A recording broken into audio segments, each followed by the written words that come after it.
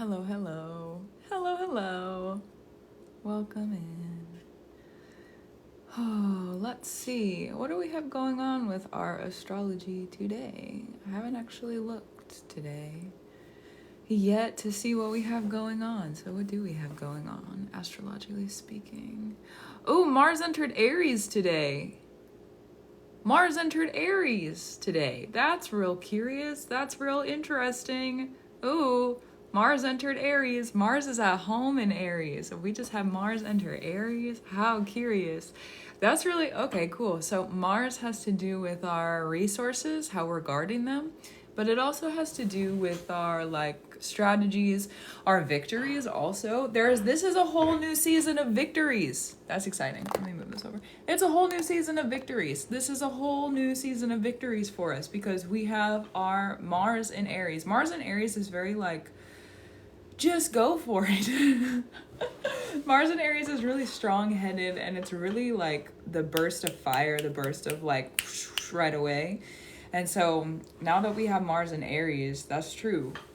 Honestly, this is about to be an interesting season. When does Mars enter Taurus? I really am curious how long this lasts. Mars enters Taurus date. Oh, and that is true too.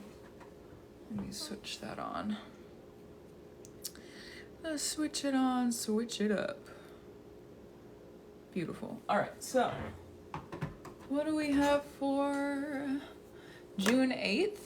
So this is this is what? That's a month and a week. So it's 5 weeks that Mars is going to be in Aries.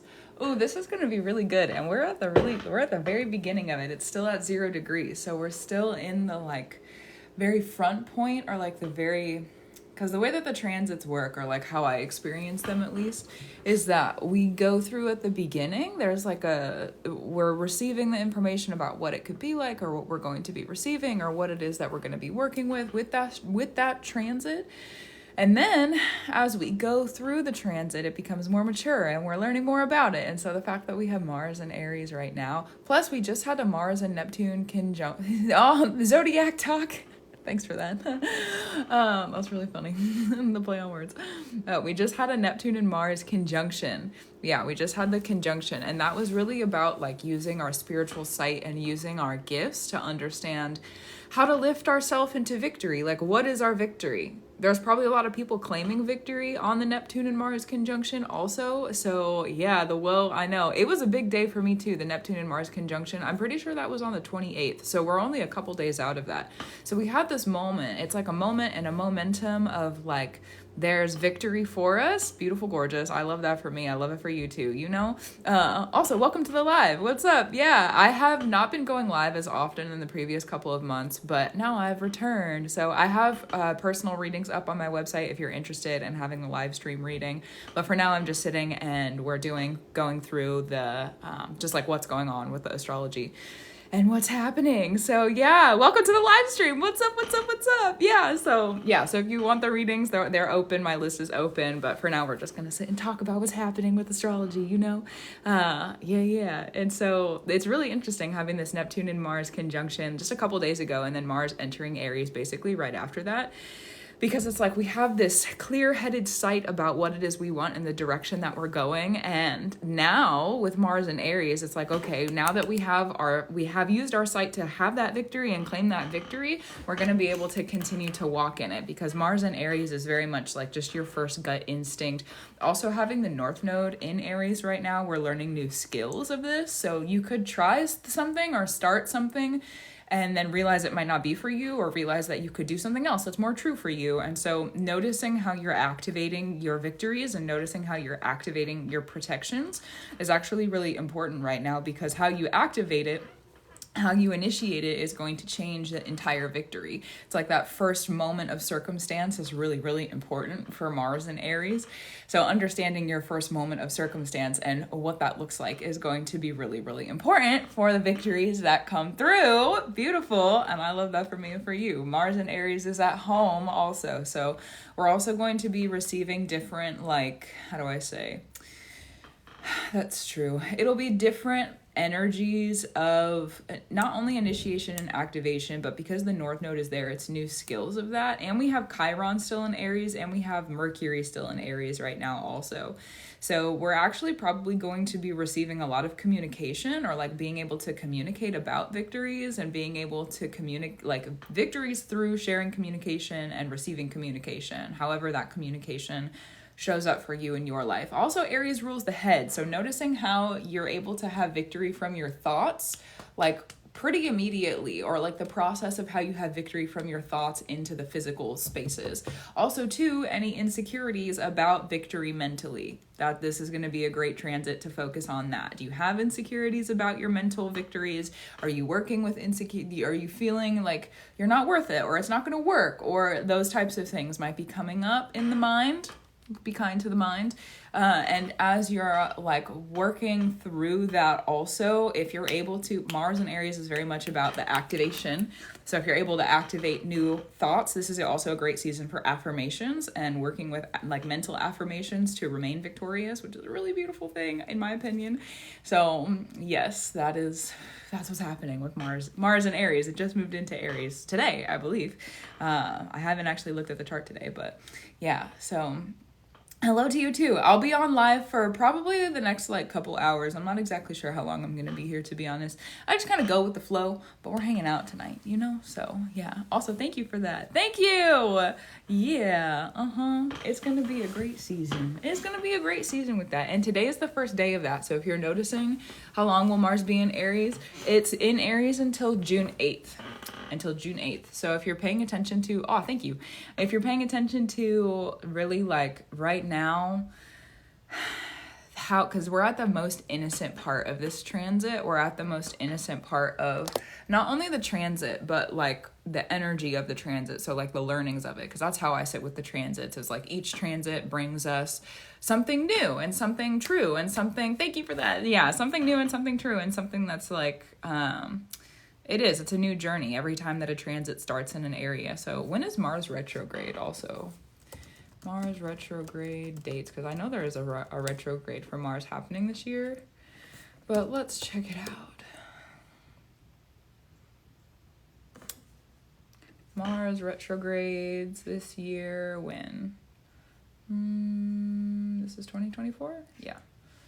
Mercury retrograde, Mars retrograde. Oh, it doesn't start until December. That's beautiful. All right, gorgeous then, you know? Hi to you too. Hi, Tiny. Hey, yo, hi. Yeah, I have a whole text message written out to you, Tiny. I just haven't texted you back yet. So good afternoon to you too. Love ya. Yeah, I like that. Oh, thank you. Yes, I am doing personal readings. Hi, Katie. Yes, I am. There's a list of options on the website. I do mini relative readings. So that's the first option. And that is very much like, how do I say? Mini relative is about, I look at your chart and then based on your question, so like an area that you want to focus on or questions that you might have, then we'll look at the current transits also. I don't really go into the skills of your placements or the placements generally speaking, but it's more of, again, like it's relative to what's happening right now. And then the relative reading is an expanded version of that. So we talk more about your placements and we talk more about the skills of your placements and also how to utilize your placements for what's happening right now. Then there's the full birth chart reading, and that one is every single placement we go over, and then we also look at relatively like what's happening with our transits and like things you want to focus on. And then there's the creative working, and that one is my favorite. That one is super fun because we look at all your placements, we look at the transits, and then we also look at, if you're a practitioner, what type of working or what is the working that you need for the change and the transformation that you're asking to go through. So yeah, so that's what's up with that. So if you're interested in those personal readings, they're on the website. I'm also hosting a Pluto and Wording Magic class, lecture. I'm not exactly sure what to call it, but it's a live stream. I guess I could just call it a live stream. It's a live stream that's happening on May 29th. So if you're interested in that there's more information on that. So yeah, I'm really excited for that one. I've been posting more about warding magic recently and realizing that there's not a lot of people who know a lot about warding magic, and that's not a bad thing, but Pluto is a warding spirit, it's a warding planet, and then warding magic is one of my specialties. So we're talking about it. Yeah. Yeah. Yes, I do. I have lots of different types of readings. They're really just like expansions of the one before, and so like you know, it's yeah. But I love them. They're beautiful. I love what I do. So you know, it's true. It's true. It's true. Yeah. Pluto is my final depositor. Pluto isn't in, Pluto in the 12th. That's interesting. Yeah. Pluto in the 12th is that's a powerful placement, because Pluto in and Scorpio, amazing. Yeah, you know, it's true. And you're welcome. Yeah. Pluto is an interesting placement in the 12th house, because the 12th house is modernly ruled by Pisces, and when you go through the death and the rebirth process, that's Pluto, but then in the in-between space where you're like making decisions, that's ruled by Pisces. That's the Piscean energy, which is also the 12th house energy. So you're going through the process of death and rebirth, and then the Pluto is also in the middle, which means that you're like doubling down on the process of death and rebirth. Is crazy to have a Pluto in the 12th house. So yeah.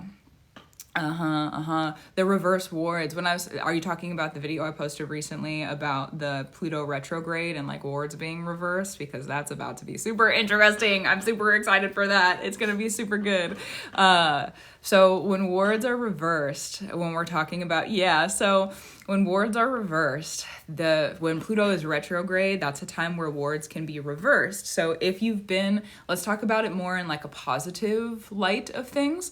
And then if you're interested in like the full breakdown during Pluto retrograde, that is where my wording, live stream? Yes, the words. Live stream is, so yes.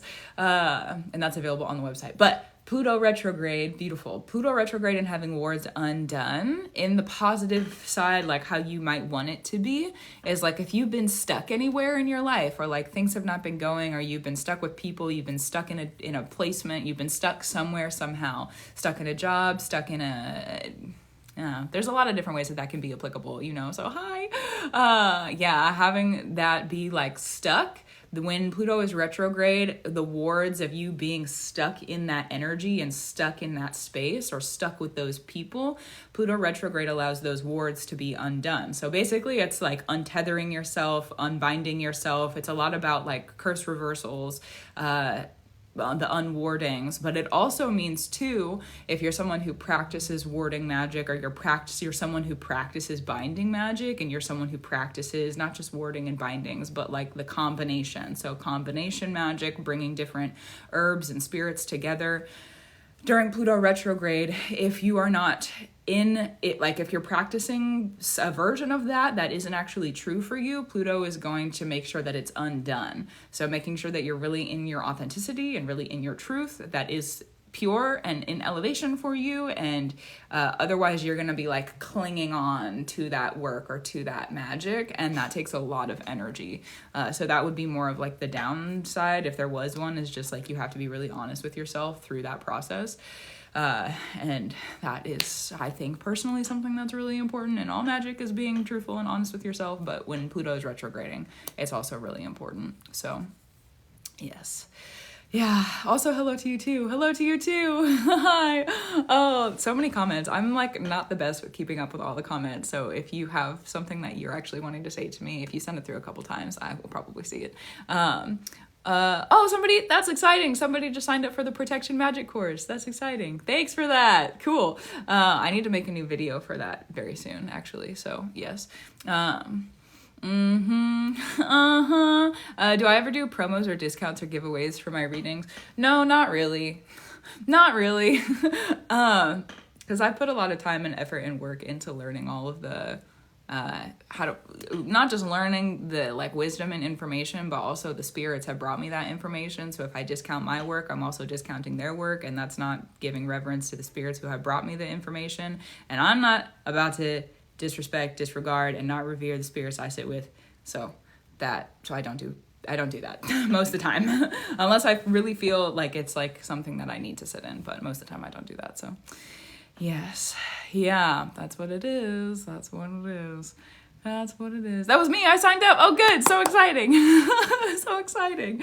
Also of Scars and Bones. Thank you. Thank you. Thank you. Thank you. Oh, and good evening to you too, Firebow. Hello. Hello. Hello. Hello. Hello. Hello. Hello. Hello. Hello. Yeah, it's been, I'm really sleepy today. Oh, thank you. Thank you, Star 369. I love that. Yeah, I'm realizing within myself I need to rest more. There's like these big, I don't know about you, but it's good to see you too. What's up? Focus with Kate. Hi. Yeah, it's been a big moment of basically the new moon Aries eclipse.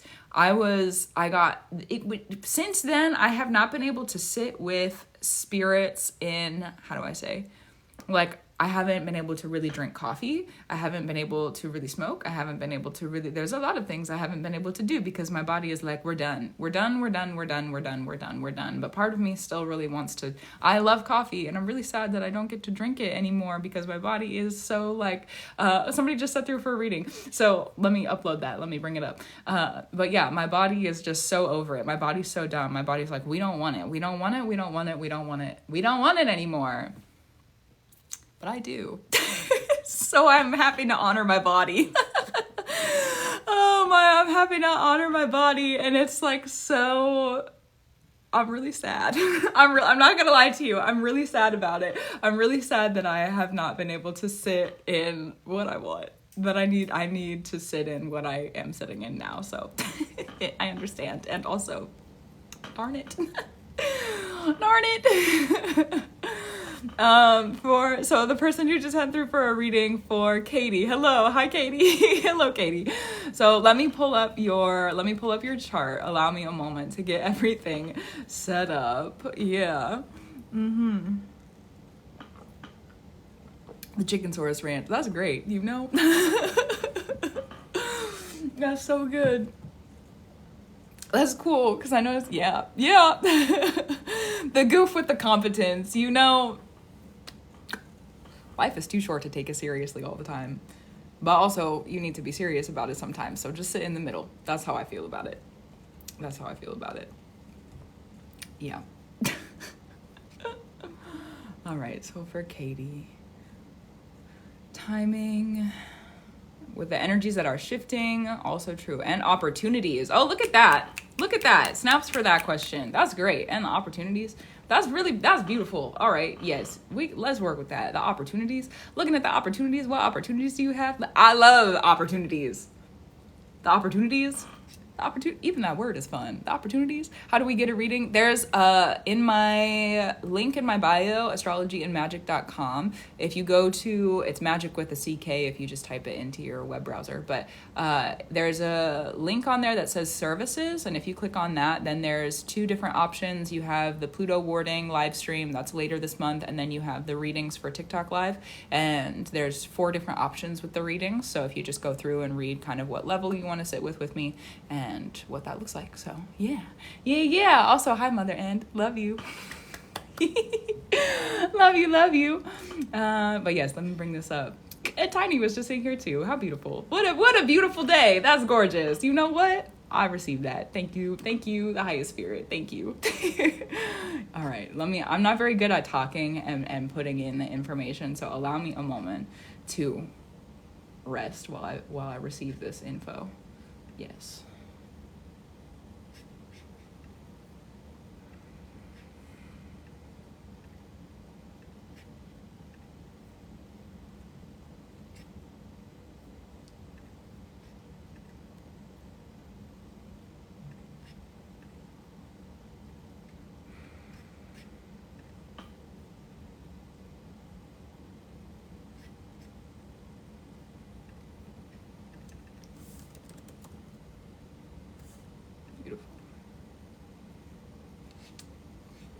All right, so Katie, will you send me a message and let me know that you are here, please and thank you. And then let's get started talking about the opportunities and the energies that are shifting. Also, I need to go through, let's look at what's happening in your chart. Hello to you too, Stardust Scorpion. Hi. here. Got my journal ready. Beautiful. Beautiful, beautiful. All right. So probably, honestly, you're sitting in a lot more energetic peace with where you're at right now. You have a Taurus stellium, and you also have 2 placements in Scorpio.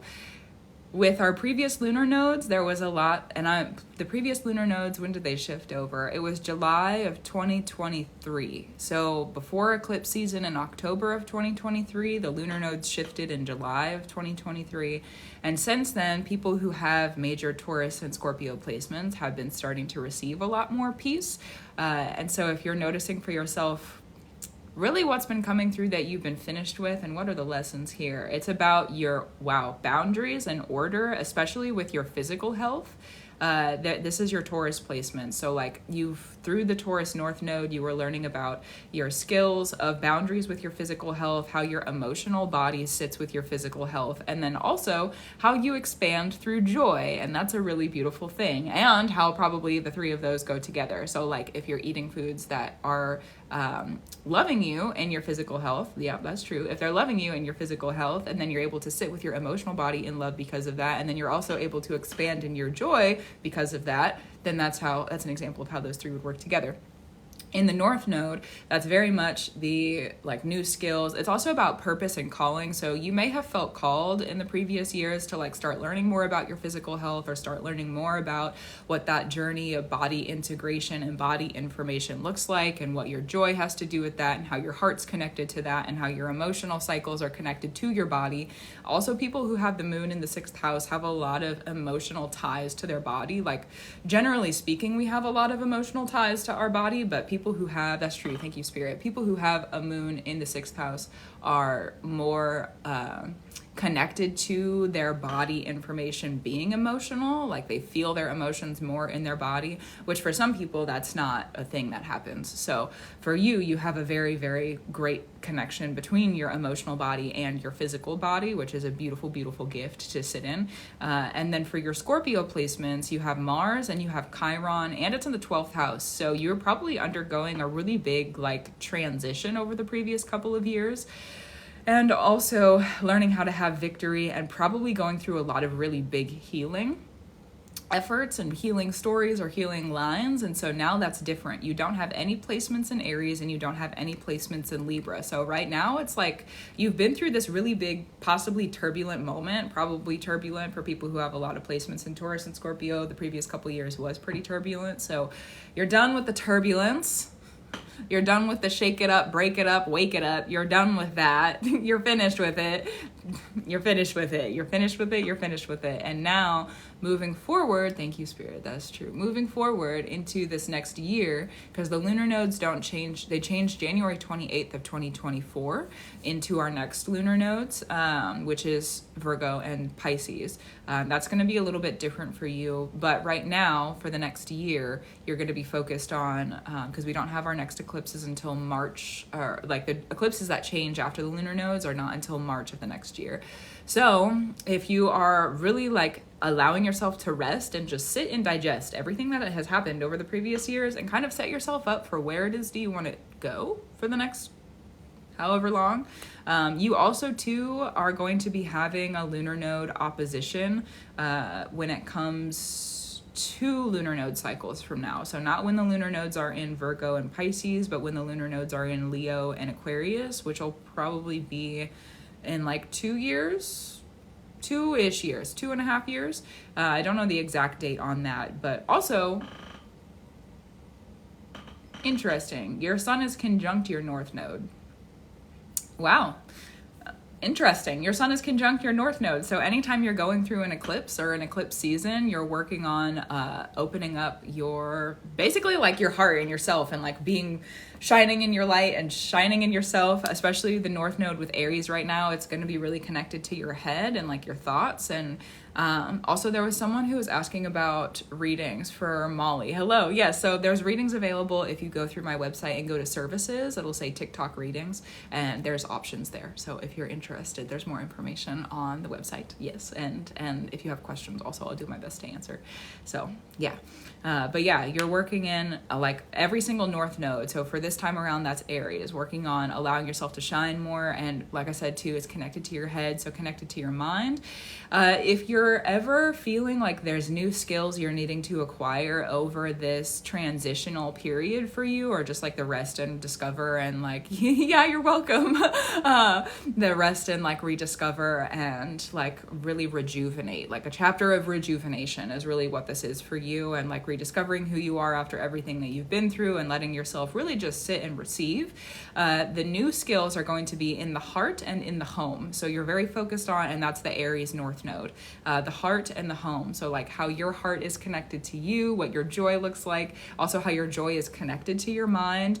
Process of working with new affirmations would be really helpful for you, and working with new affirmations in the home structure, like combining the home structure and having new mental practices with joy involved together, like combining the three of those is going to be really helpful for you, especially if you're feeling really like you need to walk more in your purpose and walk more in your calling and walk more in like the things that you're not able to fully articulate yet. That's going to be where the practices need to be for you. And then when it comes to your like easy placements and what you're working with, that not that the Aries wouldn't be easy, but new is sometimes a little bit uncomfortable. So the North Node can be a little bit uncomfortable because it is new skills, and it can be easy. If it is easy, then let it be easy. But if you're finding yourself that there is a little bit of like discomfort, or you're not comfortable all the way in that or about those skills of the mind and the heart, then definitely just give yourself the patience that you need and the space and the time that you need. Also, you have a really big, wow, that's crazy looking. That not bad crazy. I say crazy because I love crazy. That's crazy looking. You have a square and a cross. You're somebody who's really serious. You're like really serious. And not only are you really serious, you're very spiritually gifted in the physical world. Like in the physical world, you're someone who's very, very, very like spiritually gifted, in the sense that you're able to shift things in the physical. A lot of the times people have spiritual gifts that are more mental or more emotional or more about like channeling the energies. Your gifts are very grounded here on the earth. Also, for everyone who is asking about chart readings, hello. So exciting. If you go through to the website, on the link in my bio, there's options about different kinds of readings. There's the mini relative reading, there's a relative reading, there's a full birth chart reading, and there's a create a working reading. So if you're interested and want to learn more about that, there's more information over on the website. So yeah, and thank you for asking. So many people are interested. So exciting. I'm ready. Yes, bring it through. I'm ready for more. So, well, after this reading, yes, that's true. But yes, you're very spiritually gifted in the earth, like in the earth energy and the way that you move things in the earth because of the way that your chart is set up. And again, this reading is, let me double check. I'm pretty sure it's for Katie. Katie? Yes, for Katie. Okay, I just want to make sure. So, but this reading is for Katie. So just so everybody knows what page we're on and where we're at. Beautiful, thank you. You're very spiritually gifted in the physical. So every time the way that your chart is set up, every time that you're moving something in the physical, it's going to alter something in the spirit. It's going to alter something in your mind, and it's going to alter something in your emotions. Every time that you're doing something in the physical spaces, it's going to alter something in other places.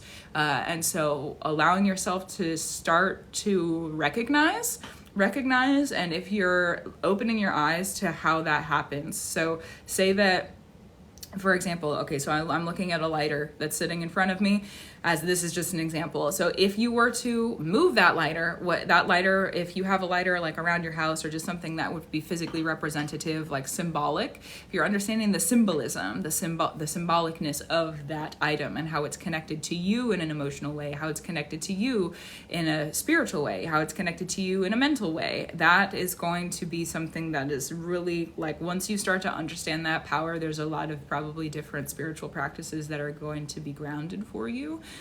Because does that make sense before I just keep yapping? Does that make sense? Because I don't want to just talk in circles about it if it doesn't make sense or if you need clarity on it. Definitely. Yes. Beautiful. Okay. Gorgeous. So definitely focusing on that, and let yourself really, like, one of the ways that I recommend people to learn about different spiritual practices when it comes to, so like there was a practice that came through. So like understanding in observation. So say that you are moving something in the physical, and then you start to observe how it's really moving things in your heart. And because sometimes things take time to move through the different like spheres of space. So like your emotional sphere, your mental sphere, and then the spiritual sphere from the physical sphere. Sometimes it takes time to like really move through. Sometimes it's kind of instantaneous. It really just depends on what it is and where you're at, and all those different types of energies and like circumstances that are involved within your space and your magic. And so the process of observation is really important. And then once you're like really studied in the observation, then when you feel comfortable, start to be in more of the activation mode of it, and more of like the experimentation. But definitely sit with the observation for long enough to make your skill really strong, and that way you're more protected because you have a strength in it when you do start to be in more of the activation seat of it. And then the south node right now for you, what you're focusing on with the eclipse seasons that are happening, because again, this is like rest and digest time.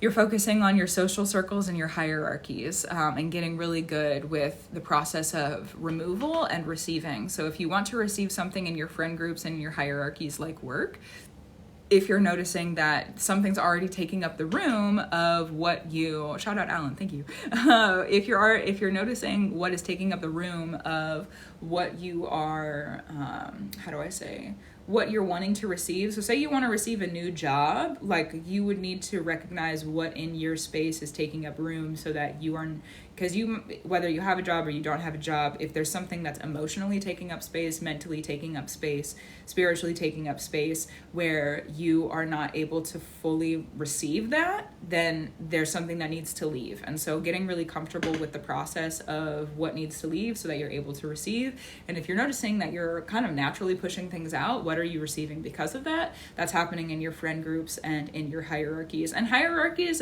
there's a lot of different areas that's applicable to. It's like our work, our job, also any type of like government system that you might be involved in, any type of like tax system that you might be involved in, any type of money structure. It's like our inescapable systems is also the 10th house. It's modernly ruled by Capricorn. So anytime that you're involved in the systems of our society, it could literally just be going to a cafe. That's also a system of society, is like they're set up as a business and they have a building, and like that's a structure of society also. So anytime that you're involved in those structures of society, there are hierarchies, and how you define them. Like, would you define the barista to be in what part of the hierarchy versus you? I don't know. That's a personal definition, but there's learning about those hierarchies is what the South Node is in right now for you, and the process of removal for receiving. So that's what I have for you. Do you have any questions? Do you have any questions for me? Because I also too, when there's like spiritual practices that come in, I don't want to overwhelm, because the spiritual practices definitely need time to be grounded. Yes. Also, there was another chart that came through for, let me double check the name. For Molly. Hi, Molly. So once I get this one through, we will definitely sit with it. Yes. But Katie, yeah, do you have any questions or anything that you want to go over with? Interested in what practices that you could implement now? Definitely start the observation of when I was talking about the physical, like looking at the physical and then how that's moving things in the emotional and in the spiritual and in the mental. Also for the people who are asking about readings, on my website, astrologyandmagic.com, there are different options of what the readings are. And if you have questions, please let me know. They're under services or on the home screen. If you scroll down, there is a TikTok live stream like portion of the home screen, and you can click through there as well. So yes, that's the information I have for you. And I welcome and receive you for readings. It's beautiful. Thank you. When it comes to practice, definitely focus on that practice of learning how, even like how moving like just a simple glass of water in the physical would alter in the spiritual and the mental. Because once you understand the way that you're charted, the reason I say focus on that, because it feels like, how do I say? that would be like a simple practice that I would introduce probably many people to, or like it's something that could be introduced, maybe introduced to many other people. That's not a practice that is like solely based on your chart. The reason that I say to focus on that, though, because of your chart, is because once you really understand and observe that skill, like you really, really get in tune with it, the way that your chart is set up means that basically anytime that you're doing that you alter something in the physical, it's going to pretty much instantaneously alter in the other spaces as well, in the mental, in the emotional, in the spiritual, in how that relates to your inner body also. And if you're altering something on your body, then that could be like a direct reflection and a direct correlation of altering externally. So the way that your chart is set up is like, and the way that I see it too, so that I can have more of like a spiritual sight explanation, I suppose, on it also, or in it also. What I see is like every time that you are picking something up and like moving it, it literally is like you're unlocking a door and opening it at the same time. It's like there's a key in it. It's like you're opening, how do I say? It's like your activations are the key. And so again, like say that, I don't want to put that one in front of the camera. So say that this pen, okay, we'll use this as an example. Say that you decide that you're going to move this pen or a pen, okay, in the physical. The way that, if this is the door, moving this is the doorway and it opens up an altering of some kind of change, then you, because of how it's symbolically connected to you and how it's symbolically connected to your home and how you feel about your emotions about it and who it came from and what's the story behind it, different things of that regard. You being able to go in with your skills of how your chart is set up, when you pick this up and move it, you're also going to be pretty much instantaneously moving in the emotional, in the mental, and in the spiritual spaces also. So for you, it's not just, you have the gift to be able to create instantaneous altering and change in the realms with the way that your chart is set up. So observe that, understand it for yourself, because it's a very powerful gift that you are placed with in your chart. It's very beautiful, and also it's very powerful. So definitely that would be the practice that I would sit and study and really like move into and lean into, and really, really get comfortable with it, because your birth chart is your birth. You can't change it. It's not going anywhere. So get really comfortable with that gift, because sometimes what happens, because let me look at the connections of this, especially with what's connected to this, like there's some 12, there's possible placements of like trauma or different wounds, possible wounds that could come through with the placements that are connected with the square and the cross that's in the square. So because of that, being really comfortable with that skill also probably means working through reasons that you may have shied away from it, like the shadow work part of it, reasons that you may have shied away from that gift, reasons that you maybe don't want to engage in that gift, reasons that there's another order that came through, I see you, reasons that you may not want to engage in it. So definitely as you're studying this and you feel yourself start to like recluse from it or like not include yourself in it anymore, part of that would be the healing process of it, and part of it would be the how do I say? Yeah. Yes. I'm excited to observe more. It's a really strong, beautiful, you have been gifted with, is that true? That's true. This is the gift of consecration. Like there are people who are practitioners who, and what do I mean by that? To consecrate, and I've been speaking around consecrations very frequently recently, so thank you, the highest spirit, for making me aware of this in this moment. To consecrate something is to either activate it in the physical so that it can go into the spiritual spaces, or it's been happening in the spiritual spaces and it needs to come to the earth. Sometimes it's both, sometimes it's both. With you and your chart, you have the gift of like, for some practitioners, they have to really sit and like it has to be done very seriously seriously, and it has to be done like that form of consecration. But with your chart, every time that you're moving, you're consecrating something. Every time that you are picking something up and putting something down, you're consecrating something. And it's like really serious. It's a very serious gift. So that's why I say study it and really sit with it and observe it, because there's a lot of, it's just, how do I say? Please allow me to speak in love, truth, elevation, and in free in the highest order that there can be. If you're able to get a handle on this gift, you're going to be able to lift yourself and a whole bunch of other people, if you so choose to, out and up of different situations that you're in. And there's a lot of really, really, really, really, really, really, really great change. Might feel strange. There's a lot of really great change you're going to be able to create. Not just create, affirm and be firm in. It's a really big gift you've been given. So definitely study that and learn too, if you need to, how it's different than other people's spiritual gifts. If you feel called to kind of sit in the reflection or the difference between those two, just so you can understand how really actually serious the gift that you've been given is. That's really beautiful. Thank you for allowing me to read your chart. Thank you for allowing me to read your chart. That was gorgeous.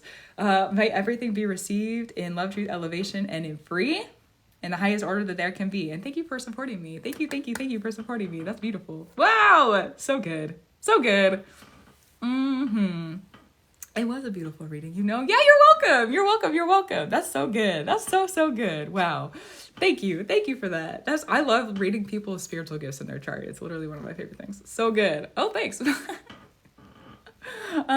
So up next we have Molly. And then after Molly is for Kelly. Hello to you, Kelly. Beautiful. Cool. All right. So Molly's chart, allow me a moment. I'm not very good at multitasking and like talking and putting in people's information. So definitely allow me a moment while I put in the information for Molly's chart and then updates too for anyone else who's looking for a reading.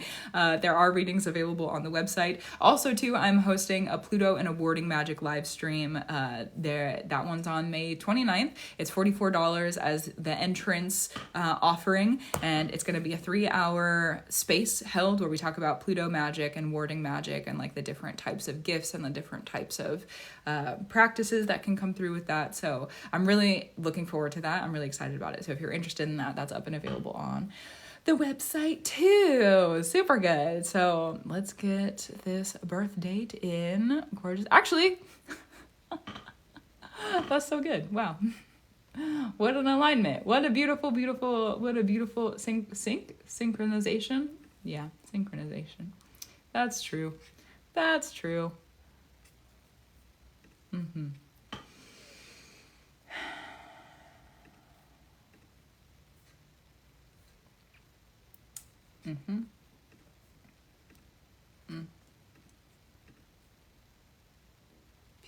Beautiful.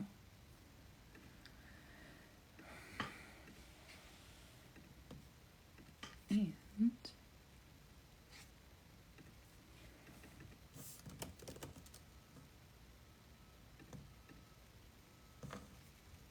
okay, Molly.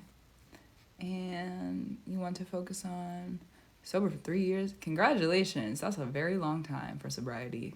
Really into spirituality right now. Trying to understand. Ooh, yeah, we can talk about that. The placement that you mentioned, the L placement, I call it the dark moon personally. I just want to have clarity before I really jump into this, Molly. I call it the dark moon. Some people call it the black moon also. I call it that because I don't call on that specific spirit in my practice. So just so you know, that's what I'm going to call it while we're talking about it. And so just a heads up about that for clarity. So there's no confusion about the name and like of what that's called. So I have no issues with people who do call on that particular spirit. I just personally don't call on that spirit. So no judgment or anything here. That's just not what I'm about personally. So yes, that's just what it is. Looking at the dark moon, how to reparent and love yourself. That's a beautiful placement to look at for that too. So, all right, let's look at it. That's good. Beautiful. Wow. Yeah, congrats on 3 years, for real. That's really incredible. So let's look at it. All right, so that placement for you is Pisces in the 5th house. You also have your Saturn in Pisces in the 4th house. So before I really get into it, I kind of want to give some background information on this placement or how I look at it or how I really am informed about it or different work that I've done with it. Also, yes, I am taking on readings. Yes, I am taking on readings. There is a list. I have this reading and then one after this. So if you're interested, there's 2 people in line before you, but there's options on the website. It's under services, or if you scroll down on the homepage, there's a TikTok live stream reading space, and there's more information on each option. So yes, whatever you're comfortable with. And if you have questions, let me know. But yes, so the dark moon is a placement. It's a placement of mother wound, manipulation, betrayal. And it is also how the mothers manipulate children. So like how you may have been manipulated by your mother. When it comes to Pisces, that has to do with spiritual manipulation. So the dark moon in Pisces is honestly a placement that can be a little bit more difficult. I don't want to knock my desk over, oh my goodness. It can be a little bit more difficult to articulate because the Pisces is about the unseen energy. It's also about sorry, my screen got darker on my phone. I need to turn off, that's like an option on the iPhone to have anyways, I need to turn that option off so it just stays the same like vibrancy the whole entire time, because every time it happens it distracts me and then I forget to do it afterwards. But let me remember this time. So dark moon in Pisces has to do with the spiritual side being used against you. It could also too be like, how do I say? To be honest, the dark moon in Pisces is one of the more harsher placements of the dark moon, because to be spiritually manipulated by the person who has birthed you, or mother figures in your life, or women, or womb bodies, that is a really... Granted, the dark moon is always going to be a deep wound in people's charts, but to have a spiritually deep wound means that it's going to affect pretty much every other area of your life. And yours is in the 5th house, so it has to do with your joy. So like your spiritual joy. If you ever find yourself hesitant to be joyful in spiritual spaces, more than likely it is because of the placement that you have of the dark moon.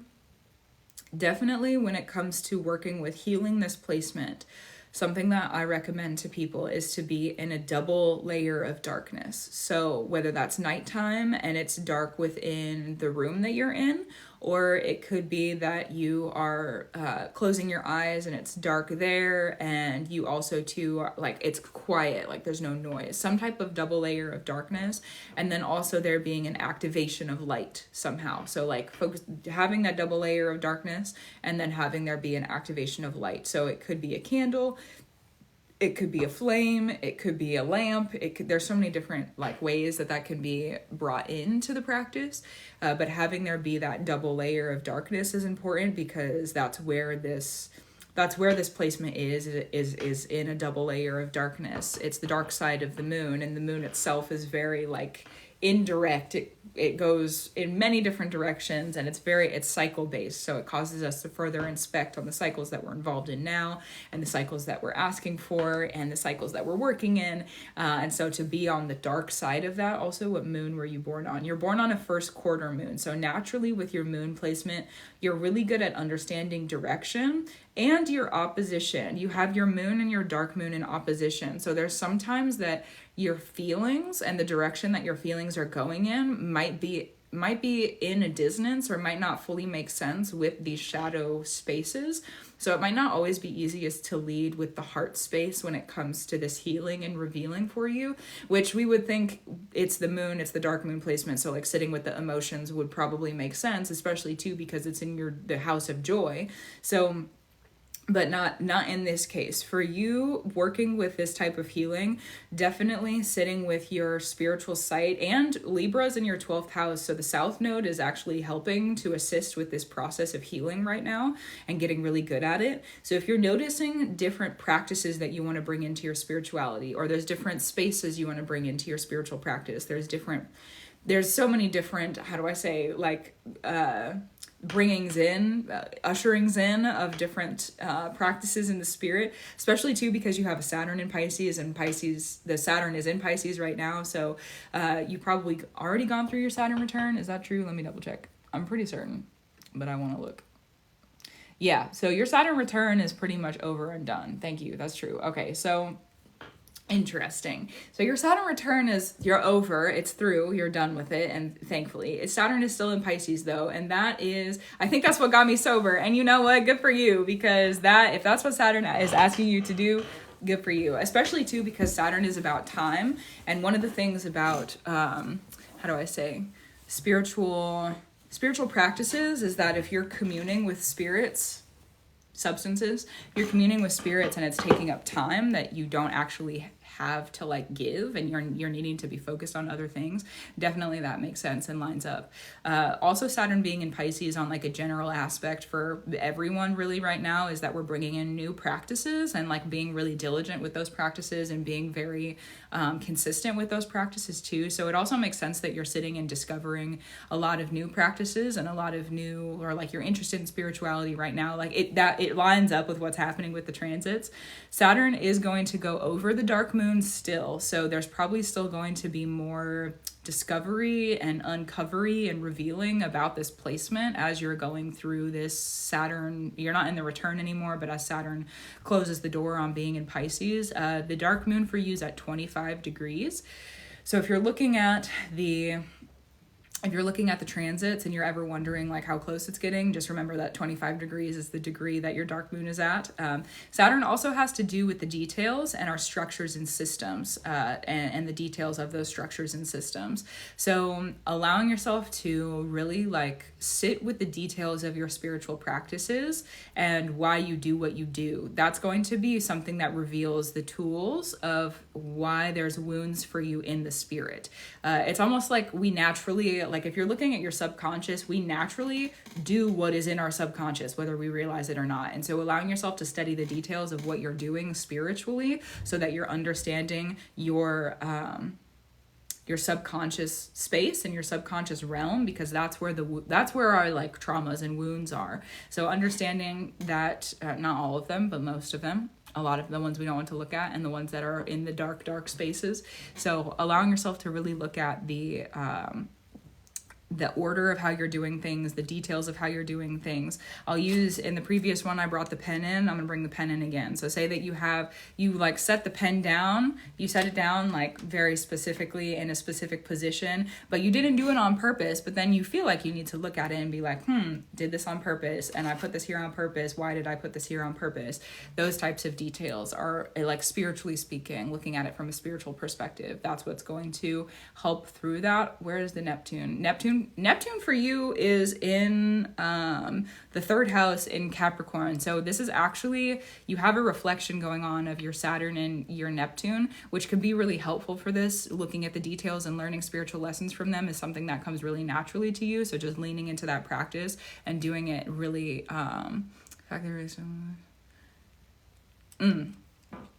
And then also the other thing that I recommend people do when they're studying this placement is not only sit with the feeling of it and not only sit with the subconscious learnings of it, study the people who have harmed you. And that sounds, when you're ready for it, don't just jump into it because somebody told you to do it. Make sure that you're ready to do it. Definitely, if you have the time and the space and you feel like competent in yourself and you're ready for it, then start to study how the tools against you were used, why the tools against you were used. If you're looking at the spaces and places in your life where you were wounded and you're allowing by mother, women, womb body, feminine energy. Sometimes those go together, sometimes they're different or separate. It really just depends on the person, the place, and the time. Because it could show up in like feminine relationships or women relationships or relationships that you have with other mothers or mothers generally speaking if you're not a mother. And having relationships with womb bodies also, like this placement could be highlighted if there's still trauma that hasn't been worked through or there's still wounds that haven't been worked through. So looking at those relationships could also be helpful. And studying the tools that were used against you is really important, because guess what? If there was pain or a wound or innocence that was lost in this process, that was your pain. It was your innocence. And how offerings work in the spirit, something given, something received, which means if you have given innocence, if you have given pain, maybe you didn't actively decide to do that, but if you gave that, you receive an offering because of it. So whether it was your mother or other feminine energies, women, womb body people around you who have taken that innocence or caused you pain, study the tools that they use to activate that that forced offering from you. And if you're able to really study the tools, that's where the empowerment of the dark moon comes through. And really, you're allowing yourself to not ever let anybody else do those things again to you. And the dark moon too is a lot about how we manipulate other people without really realizing it. If you are someone who has not studied this placement, but if you start to study this placement, you'll start to see how you are manipulating people through that spiritual joy, sitting in spirituality and like the systems and structures of joy. And it's a manipulation that other people are normally not aware of. It's a manipulation that just feels natural. It doesn't look like manipulation. It doesn't feel like manipulation. Manipulation, in my opinion, is not always a bad thing. When we're speaking, we manipulate the air. When we cook, we manipulate the food. Like, it's a process of creation to be with manipulation. However, to be able to show up in a healthy way to creation and manipulation, there does need to be the studying of the tools that have been used against you so that you can understand morally and ethically how you want to show up to creation and manipulation. So that's the dark moon placement. When it comes to, again, Saturn, looking at the details of that, I feel like there is something else. Do you have any questions about that? Or like, is there anything that you're more curious about, or anything that you want to sit in with that? Yeah, you're so welcome also. You're so welcome.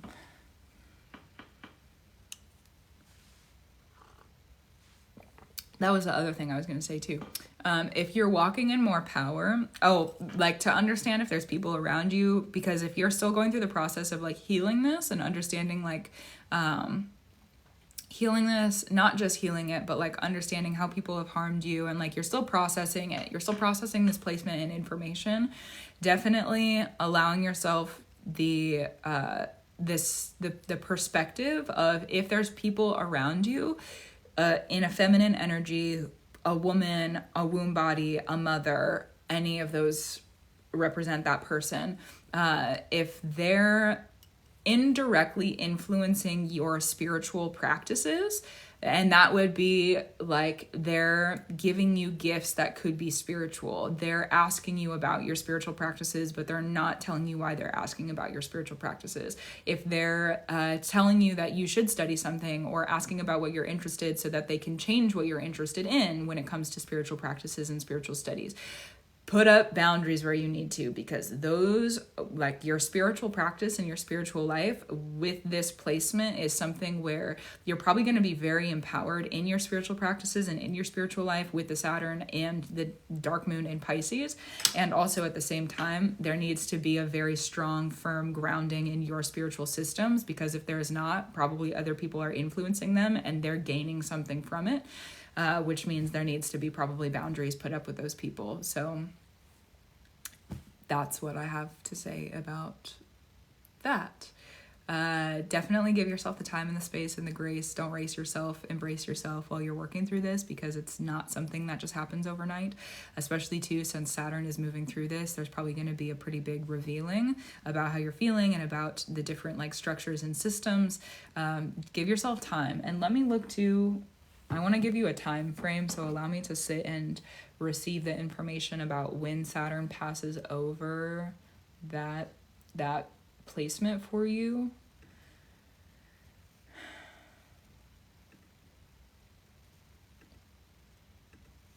It'll retrograde before it passes over that placement, actually. So it's not going to pass over it until, when did I say it? 25 degrees? Yeah, 25 degrees. So it's not going to pass over it until, oh,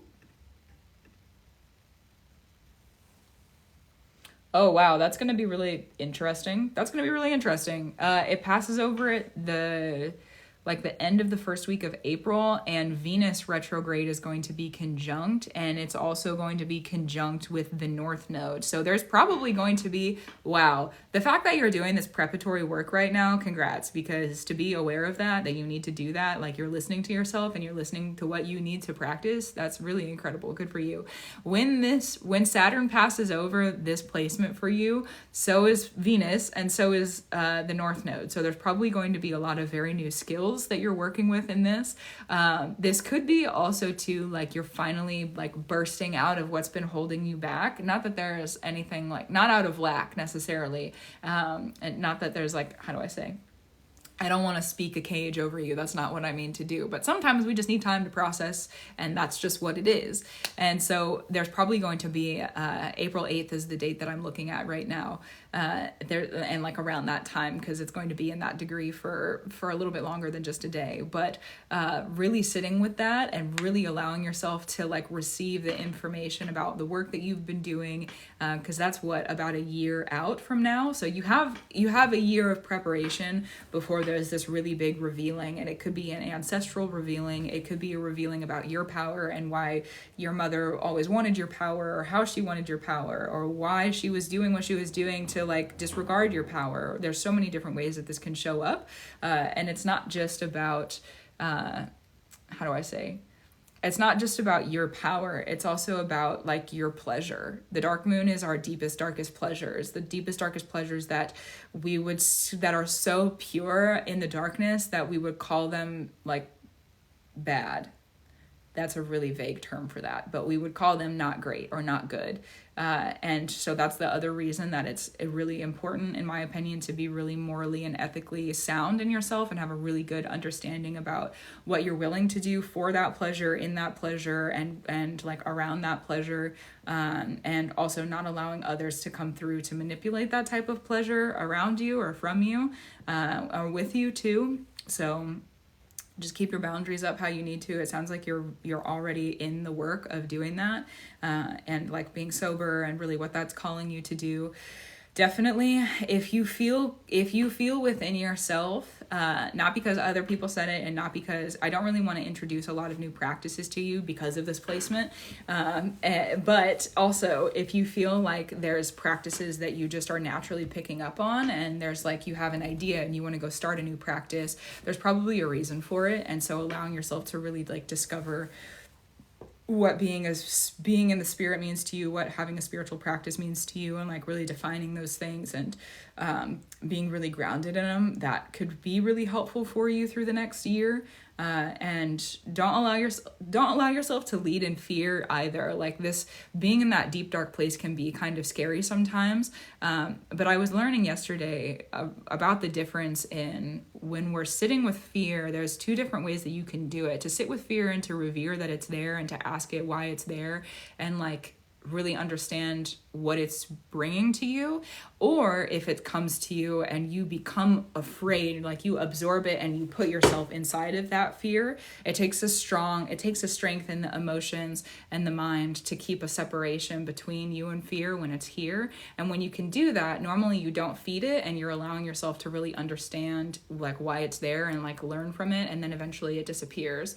Whereas if you were to absorb yourself into it and not have like a strong head about it, or not have like a strong heart about it, and of course if you do that, like give yourself grace and patience, like don't be hard on yourself, but that normally, like if you're inside of that fear bubble, it feeds fear. Then like it creates fear within yourself and you're feeding fear. So there's a difference between the two, and so if there's fear that you're realizing and like recognizing through that process, definitely sit with that also. Yeah, I feel like this is through. Do you have any questions for me before I call it through? Yeah. Also, for those of you who are asking about readings, I was looking at your website to book, but I'm not seeing the options you explained about the birth chart and the current transits. So that one would be, I really should change the names of them. That's what I'm realizing. That's what I'm realizing about my readings right now. So if you go through, the mini relative reading is about the one that you asked about. Which one is the one that you asked about? You asked about the birth chart and the current transits. So if you want your full birth chart plus the current transits, that one is 222. That one is, what did I call it? That one's called full birth chart. And then that's every single placement. We're going over every single one. And then the one before that is called the relative reading. I'm fairly certain that's what it's called. And the relative reading is the placements. It's kind of what this reading was, but it's more in depth on like the skills and the practices. And if you're wondering too about like, it's more in depth and there's more information. Whereas this one, we really only focused on like one certain thing. with a couple of other aspects to it, but it was really kind of like, even though it was in depth, there was really just like the one area that we focused on. And then, so yeah, so the 111 one, that one's going to be the relative reading. And that one is like more in depth than the mini relative reading, but then the full birth chart going over every single one is going to be the 222. So yes. Yes. How long does the full reading take? It is pretty long. It is pretty long. So yeah, it is about 2 hours. So that would be great if they could be renamed. Yeah, you're welcome. Thank you for the yes, thank you. Thank you for helping me clarify it for myself also. Oh, so good. So good. Also, beautiful, Molly. Just thank you very much. Yes, thank you. Thank you. Thank you for the support. Thank you, thank you, thank you. And also, you're welcome. And also, you are welcome. Beautiful. Well, then may everything be received in love, truth, elevation, and in free and the highest order that there can be. Beautiful. Beautiful. So good. But yeah, that full reading does take about 2 hours, hour and a half, hour. So it takes a while. When I receive the bigger ones, I close my list off so that I'm able to just sit with that specific person. And then, because it is a bigger one, but it is what it is. It is what it is. And then, all right, so the next person up is Kelly. Hello, Kelly. Yeah. Hello, Kelly. Kelly, will you send me a message in the chat just to let me know that you are here? Please and thank you. Please and thank you. And then I'm going to plug in your information. Hey there, beautiful. Oh, thank you. Also, thank you. Thank you, Molly. The hydrate. Thank you. You can tell my lips are getting dry too. I need to get some. I also might need to have a restroom break, to be honest, before we jump into this. So actually, you know what? That's why I haven't been drinking water. I do need to use the restroom. And then I am going to hydrate. So I'm going to pause the live stream. I will return momentarily, but I need to figure out how to pause it. Where's the pause button? There it is. All right. So I'll see you soon. I'll return. I think it's only 5 minutes that I get for this. So I'll be back before that is done. Yeah.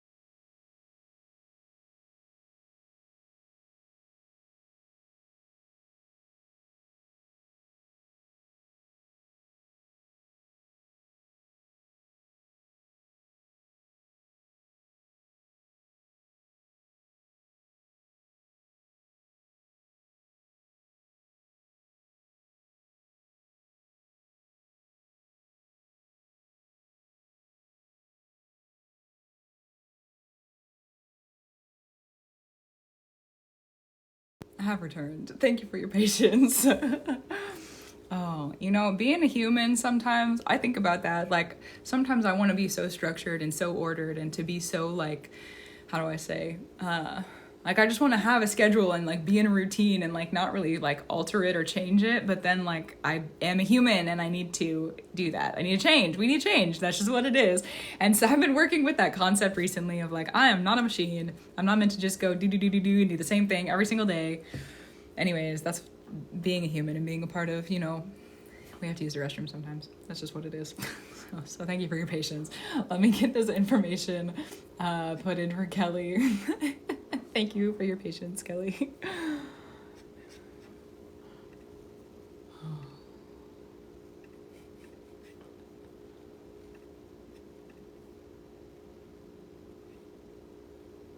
Mm-hmm.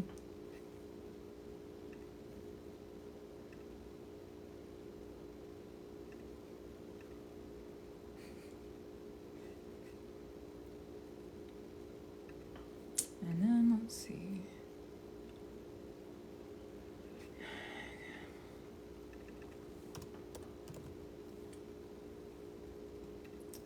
Beautiful. And then your note says, love general guidance. Okay. And what area is activated at the time? You're about to have your first baby? Congratulations! Oh my goodness! Congratulations on becoming a mom! Oh my goodness! What? Thank you, the mother spirits of love, truth, elevation, and free in the highest order that there can be. Thank you for this ushering in of a child. Let a new mother chapter begin in a grin and a win. Oh, how beautiful. And let that love in. Grateful for that. That's beautiful. Wow. Thank you so much for your support. You're about to have a baby. So good. Okay, the separation is not involved. Lots of changes. You're going to do so good. You're going to do so good. You're going to do so good. You're going to do so great. It's going to be incredible. It's going to be wonderful. It's going to be wonderful, wonderful, wonderful. May you receive the support that you need from the mother spirits and love, truth, elevation, and in free in the highest order that there can be. You're going to do wonderful. You're going to do wonderful. So let's look at the chart. That's so good. You're going to do so good. It is so good. You're going to do so good. It's going to be great. You're going to do so good. Okay. I'm really excited. Let me look at the chart. Okay. Highlighted areas. Let's see. Ooh. Let me really sit and look. Because I want to make sure that I'm bringing through like relative information for what it is that you're asking about too. So yeah, you're welcome. It's so good. Like the mother portal is such a sacred thing. So you're walking through it. You're going through it. Congrats. Wow. So, all right. Where do I want to sit with this? Where do we need to sit with this?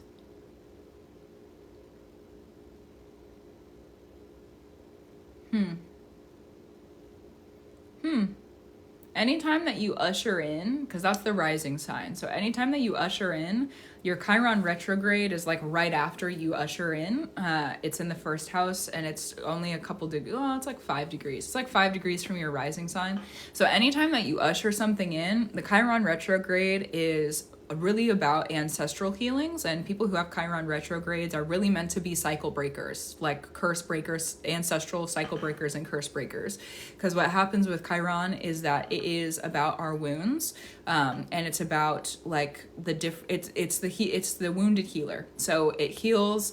The only reason that we are able to be a healer is because we are wounded. That's like Chiron's kind of predisposition. So anytime that you are ushering something in, ushering in a baby, you're ushering in a new life. Anytime that you're ushering something in, then there's going to be this opportunity for this really big cycle to be broken, like a really big ancestral cycle to be broken. And so however you define that for yourself, definitely keep yourself centered in it. It is in the first house and it's in Leo. So make sure that you're leaning into your love while you're looking at what cycles being broken. Leo has a lot to do with our heart space, and like that's like where we shine from. Leo is all about the shine and the sun. So also, where's the sun for you? Sun is in Pisces, okay, and that's where Saturn is moving through, and you have your sun conjunct your dark moon. And if you were listening to the previous, and the moon is right there too. It is probably okay. So let me back it up. When you're working with that transition of ushering something in, there'll be a lot of feelings that come through, and then there will be the ushering in. So you'll start to notice probably too that probably right before your labor is like due, you're probably going to start to notice a lot of really big emotions that are coming up, or really big, like you're for some reason going to be far more connected to your emotional body. That is for any ushering in, but that's also the process of like activating something very new and ushering in a new life. So being really connected to the emotional body is going to be something that comes up, and then you'll usher in. And then there'll be the opportunity to break the curses, to make the changes. And that means also too, people who have Chiron retrograde, you're not just making changes for yourself ancestrally, it's for the ancestors who come after you also, like children. Because children are also ancestors. So when it comes to your sun ruling over that, and you have Saturn moving through that 8th house for you right now, and it's the sun, the dark moon, and the Mercury retrograde. So if you're listening to the dark moon information from the previous reading, actually before I jump into it, were you listening to the dark moon information from the previous reading? Because if you were, most of it is applicable to you as well, because you have your dark moon also in Pisces, and your sun is right on your dark moon. So a lot of the times people have, I heard part of it, not all of it. Okay, beautiful. So I'll go into what I feel like I need to go into then. The dark moon is about manipulation, mother wound. It's also about betrayal. And because you're becoming a mother too, it's also how in your mother energy, you are manipulative of innocence. So when people don't realize, whether it's your children or other people, when people don't realize that they're being manipulated by you, this placement is highlighted.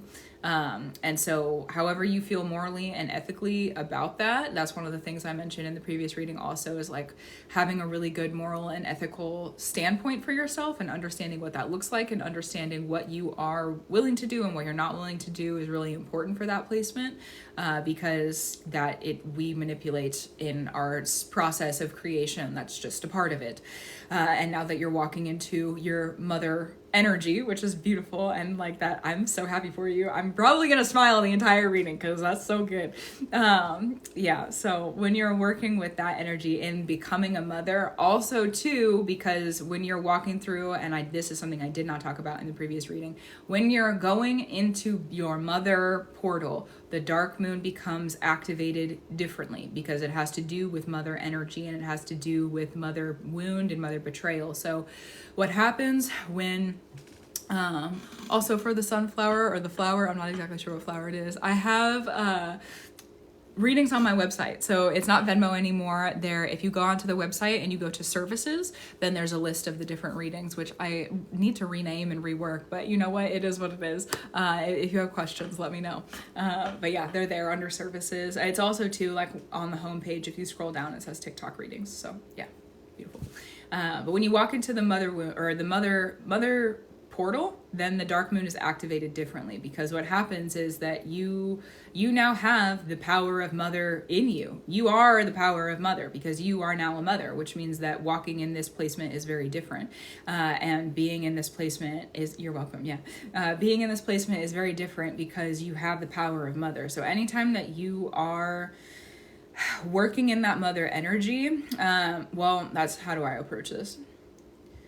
Be very, very, very, very, very, very aware for yourself and your first couple years of being a mother. This is a study that is going to be probably very beneficial for you to protect you and to protect your child too, especially because you have your dark moon in the 8th house, and 8th house placements generally need more protection because it's part of our exchanges with other people and how we exchange with other people. So study for yourself the boundaries that you need to have around your spiritual practice, and the boundaries, and it's not just about boundaries, but the way that people could come through to set up your spiritual practice or to give you spiritual insight, even to like, this is spiritual insight and we're technically in an exchange. There is an exchange going on. So this is actually probably a healthy place to start that study if you wanted to. There's spiritual information that I'm sharing with you, and there's been an exchange where you have made a financial offering to me. So this is a great example of this placement happening. Your sun being with that dark moon means that you're able to illuminate the shadows of how other people could be manipulative of you, through you, for you. And so say that you were to, not that I would do this, but I'm going to use this present experience as an example, because sometimes we don't realize that we're doing it. And so if you receive information that you feel could be manipulative, then definitely sit with your discernment about it, and understand like where it's coming from, why the person could have been manipulative, what was their purpose in it, did they realize they were doing it, did they not realize they were doing it, are they themselves in their mother portal and starting to learn the difference of how mothers and non-mothers, and mother portals being like anyone who has not been pregnant. That's how I define that personally for myself. So being in that mother portal and like going through that work, now realizing that the difference between those two types of people, and how they could bring in different things to your spiritual practice and what that could look like.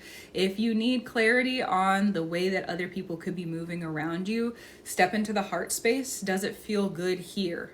Does it feel good here? And if it feels good here and you feel like there isn't any danger near, probably you're in the clear. With all the rhymes, probably you're in the clear. If it doesn't feel good here, because you have the sun and the dark moon conjunct, if it doesn't feel good here, if you need to sit and further inspect, you're going to be able to have the sight because the sun is here in Pisces. So sit and further inspect, redirect, allow yourself to, if it's further inspection, also learn how to handle those situations for yourself, because it doesn't need to be, especially for 8th house placements, and the dark moon is very indirect. It doesn't always need to be like a direct boundary. It doesn't always need to be like a don't talk to me anymore, although sometimes it does need to be. So like discernment between the two, and learning how to protect that, learning how to protect your spiritual space and your spiritual sight from other people's like infiltration or other people's exchanges, and what you're willing to exchange for spiritual insight and spiritual wisdom. Naturally, with an 8th house in Pisces,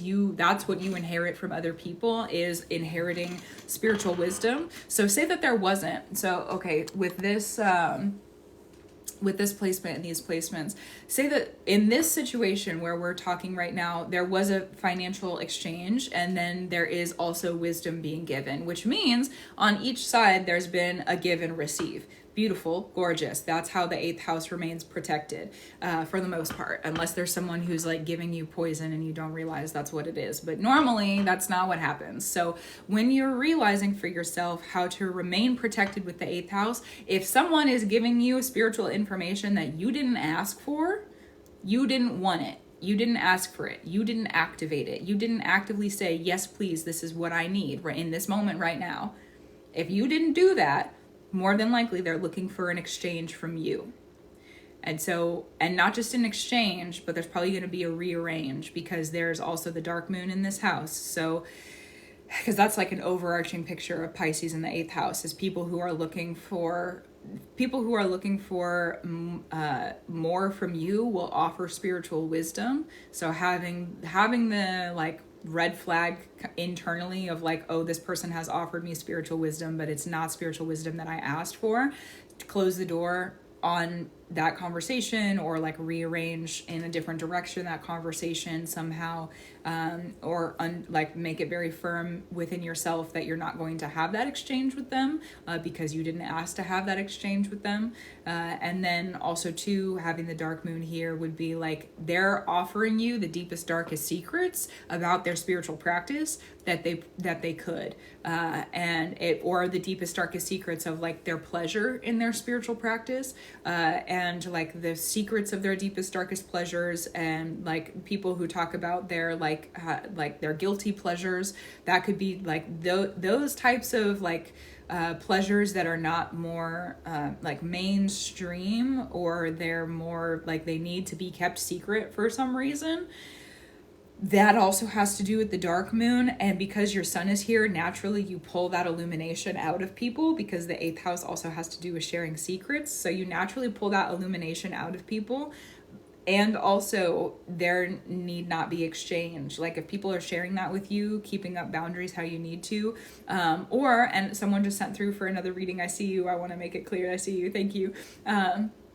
Or if you have, so not just the receiving of information, but it also has to do with children. So say that you're like several years from now, your child is bringing you information in the spirit about like something that somebody else has said, or there's some type of interaction with that with the child also, understanding that then as the mother, like coming in and like putting up the protections or closing the doors how it needs to be. This placement will keep you very protected spiritually, as long as you're willing to keep your sight in the shadows open. It's a very, very impactful and powerful placement, especially for someone who's walking into their mother portal. It's congratulations again. As someone who's walking into their mother portal, you also have a Mercury retrograde in this house. So paying attention to how words are returning to you. So if you're talking about something, say that you do have a conversation with someone about the deepest, darkest pleasures, and there's one of those conversations that happens, and then you realize, like, with a Mercury retrograde, sometimes you have to sit and reconsider what was talked about. So this will help you actually to rediscover from the other information that was shared in those spaces, other details or other insight. Really leaning on the further inspection with that Mercury retrograde will definitely help to keep you even further protected. And then that's the other thing for like the current, what's happening now.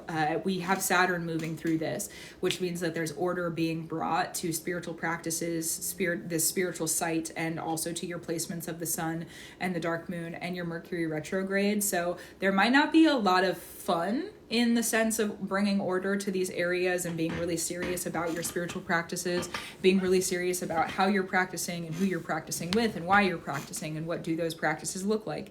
But that right now, that's the discretion that Saturn is asking you to sit in, and not just discretion, but also direction, because Saturn is also a protective placement. A lot of the times we talk about Saturn in more of like the common narratives on the internet about like, we don't like Saturn. I love Saturn though, but that's kind of the common narrative, is that people don't really like Saturn very much. And Saturn, part of the reason people don't like Saturn is because Saturn doesn't care if you feel like you're worth it. It just cares if you have earned it. So whether or not you feel like you're worth having a friend or losing a friend, or the like situations of the 8th house where you might need to protect yourself, Saturn doesn't care if you feel worth it. Saturn just wants you to earn your protection. So keeping up on your spiritual directions, keeping up on your spiritual practices, keeping up on spirit insight for yourself, and sitting and doing if you do divination readings, if you meditate, however the practices in your life show up. I love Saturn. Yes, it's Saturn, but it wouldn't change a thing. You know what? Sometimes Saturn, it does come in, because what happens in the Saturn return is that it's asking you to really it's finishing up the lessons of like 30-ish years. And so it's like we're on a time schedule. You got to get it done. If it's not done right now, you fail the class, and we're not moving on if you failed. So there's no failing. So that's why the Saturn return can be harsh for some people. But Saturn is moving through these placements right now for you. So if you feel from that Saturn return, like noticing kind of what you got in order and how it was in order and what it brought to you, also bringing those lessons into this space is going to be helpful for you too. And just allowing yourself to really like spend more time in your spiritual practices, because Saturn's also about time and like us practicing more time in that area of where it's transiting. So bringing more time to your spiritual practices, and especially these placements right now, is also important for you. That's what I see. Do you have any questions for me? That's really definitely protection. You're walking into a whole bunch of new power for yourself. So protection, redirect the people who don't need to be around you. Get them out of there. And also allow the spirits who do help you and help protect you to stay, Yeah. Mm-hmm.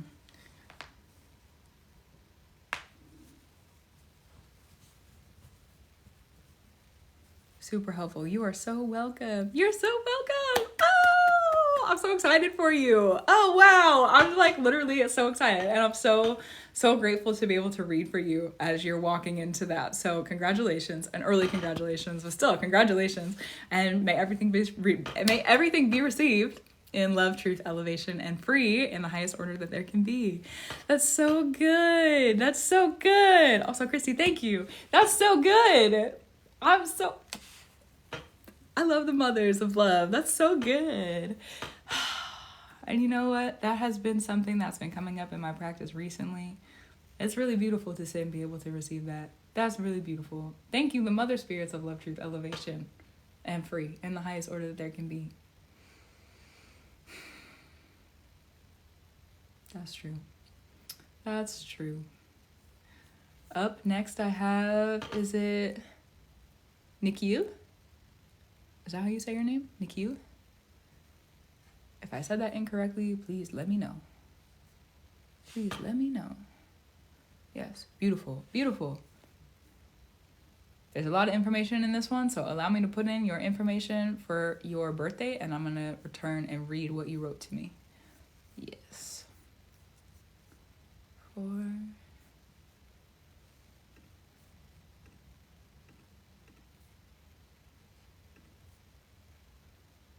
Oh, you just had a birthday. Happy birthday. Happy birthday. That's so good. I love reading for people like near their birthdays. Happy birthday. Wow. Beautiful.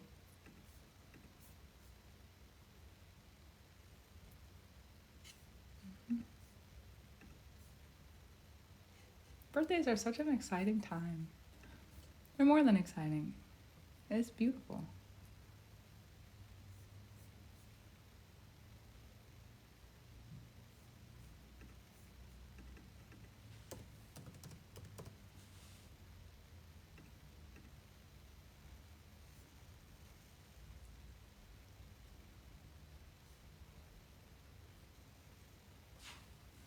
All right, so let me go back and read this then. Dating someone, early October, broke up twice, the end of October. Beautiful.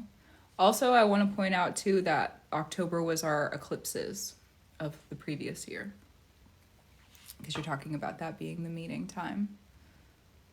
Mended things. Reconnected again in March. So that's again eclipse season. Interesting. She moved back 18th. Down to... Oh. I love Kansas City. Love it. Lived there for a while. I've lived there twice actually. I love Kansas City.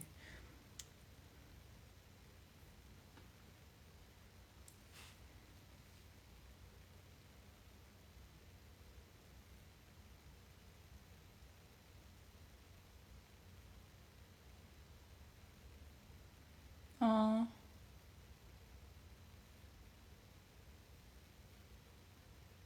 Beautiful. All right. Well, let's sit with the 7th house. Thank you for sharing that with me. That's so good. Also, someone else just sent through for a reading. Let me check and see. There's 2 that came through. Beautiful. I want to check and see which ones these are just to make sure that... Yes. All right. Then I'm going to close the list because... Yeah, yep, we're going to close the list. So allow me a moment to go and turn off my... how do I say? So that people aren't able to come through and right now. Yeah. Thank you so much. That's so good. Thanks for the support, everybody. I love you. I really do love what I do. I'm so grateful that I just get to sit and talk about magic and help people in the spirit every single day. It's literally my favorite thing. So thank you so much. Yes. So just so that there's clarity too, right now I am in a reading with Nikhil, and then there's Amandine.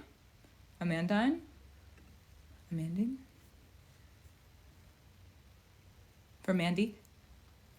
And then also for Sonia. So that's the order of the readings, just so that everybody is aware. So yes. Yeah, beautiful. All right, so Nikhil. Let's return. Also, Nikhil, you're born on a balsamic moon. How interesting. I feel like that's important for some reason, and I want to talk about that before I look at your 7th house. because the seventh house is about our intimate mirrors. You're asking about relationship, and I don't have this other person's chart normally. So if you wanted to, and I suppose for everybody else also, this is what I do when I'm reading for people's charts together. So like the reflections of their charts. I'm pretty sure it's called synastry astrology, but I just call it chart reflections. Yeah, that I have different names, but it is what it is. The original name. Anyways, let me just move into it. So when it comes to the reflections, so your seventh house is ruled by Scorpio, and you also have your Pluto here. So if you're looking at their house that's ruled by Scorpio, and any placements that they have in Scorpio, that's what you activate for them. And then if you're looking at their seventh house and what it's ruled by, and you're looking at like the zodiac sign, and you're looking at where that sign is in your chart and what like placements you could have in it possibly, that's what they activate for you. So if you wanted to look at that between your two charts at another point in time, then you're more than like welcome to do that, capable. That's how I look at the reflections. Also, your Pluto being in this house is going to be like there's a Pluto activation for them. So any well, I guess we can start with that too. Well, I feel like the balsamic moon is important, so we'll probably get there in a moment or eventually. The Pluto retrograde, I love seeing Pluto retrogrades in people's charts because we're about to go through a Pluto retrograde too. We have like a couple days and Pluto is retrograding. So shout out to Pluto retrograde. So good. I love Pluto retrograde.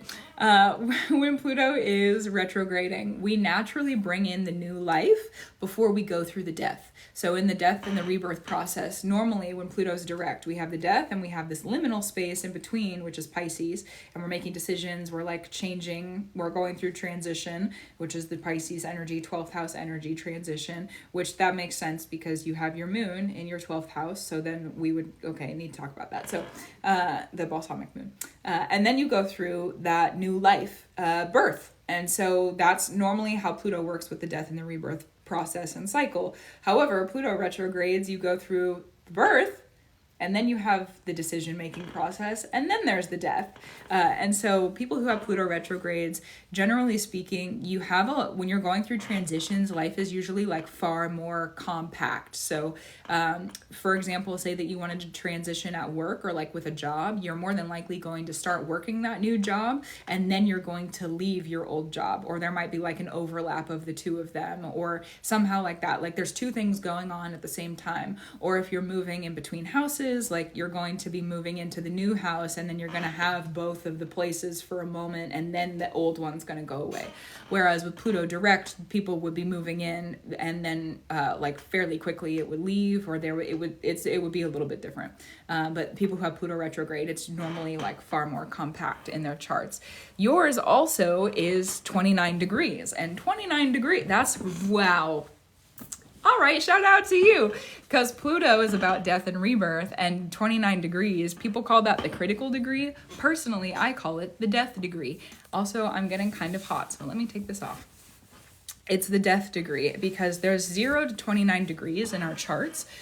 And when you get to the 29th degree, the 29th degree is it's the final one. So things are really serious. Like the transit is very serious. The energy is really serious. And what happens at the end of your life, if you've been given the time and you've been given the privilege and you've been given the resources to do so, then you're making sure that everything that you are and have is being delegated and inherited somewhere else. And so that's what the 29th degree is. It's the death degree. Like you're ready to be done. And having a Pluto, which is about death and rebirth, on the 29th degree, you are, every time that you're going through transformation and you're having there be like a death and a rebirth process in your life, or with Pluto retrograde, a rebirth and then death, every time that you're doing that, you are allowing yourself to go to the furthest extent of it. You're not just having there be like a death and a rebirth that is like small, like there's not going to be anything left behind in your death and your rebirth processes. It's going to be very thorough, which probably means it's going to take a little bit more time, but that is what you are asking for with your placement naturally. Now, the reason that we're talking about Pluto and retrograde in your chart is because it's in the 7th house. The seventh house is about our intimate reflections with people. When it comes to our relationship aspects of the chart, the seventh house is our reflection with them. So it's like how we reflect and how we like see ourselves similarly, the aspects of ourselves that we see in them that we might not see in ourselves, but they're still a part of ourselves. And so reflecting with that other person about that is the seventh house. It's about how we reflect. It's our reflections. It's also modernly ruled by Libra. So it would make sense too that you're having this come up in your, oh, and how curious. You just went through a nodal reversal also. So wow, it makes sense that there is a really big rebirth happening because nodal reversals are like you're redirecting your life. You're choosing a new direction. You're doing something differently. And that was when the October eclipses happened. So when I noted that, and I was like, it makes sense that the eclipse, how curious, I think something like that is what I said. Anyway, so that eclipse in October, that eclipse season, October of 2023, was happening when you were going through this like new beginning. You were starting over, you were starting something new. And so it makes sense that it's like connected and reflected in that. You also too have your vertex in Libra, and the vertex is how you are, how do I say?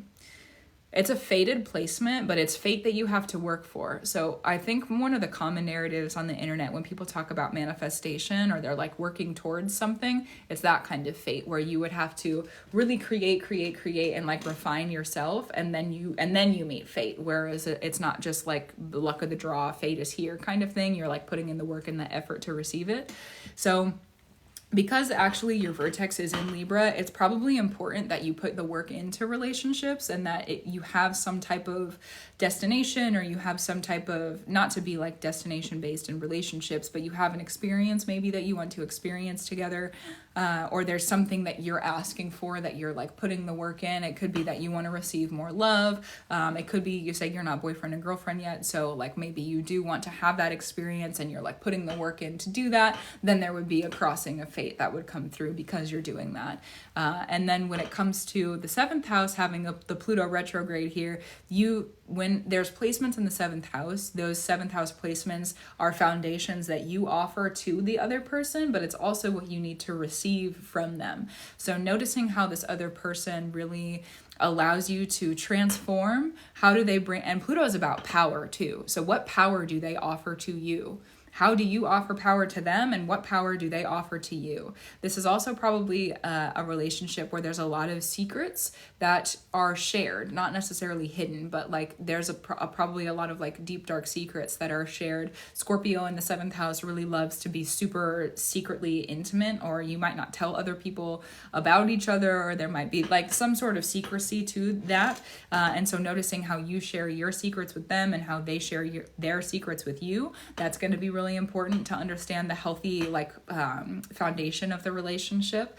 Also too, with the Pluto aspect and the power aspect, when you are, because we have Pluto moving through Aquarius right now, and with Pluto moving through Aquarius, it's all about like, how do I say, like how are you surrounding the life that you're bringing through, because Aquarius is the water bearer, but that also means that it's the life bringer. And how are we bringing life? And so Pluto moving through Aquarius, for example, we'll use creating a meal. If you are making that meal and you're surrounding that meal with a really grumpy attitude and you're really grumpy about making food for yourself, you're also going to eat it and probably feel grumpy too. So that's Pluto in Aquarius. What you surround, how you're surrounding the power is really important to note. And like, how are you surrounding the life that you're bringing in with your power? But if you're surrounding that meal and you're making that meal and you feel really good and you feel really happy and you're like joyous and full of love, then you're probably going to feel that way when you digest it and eat it also.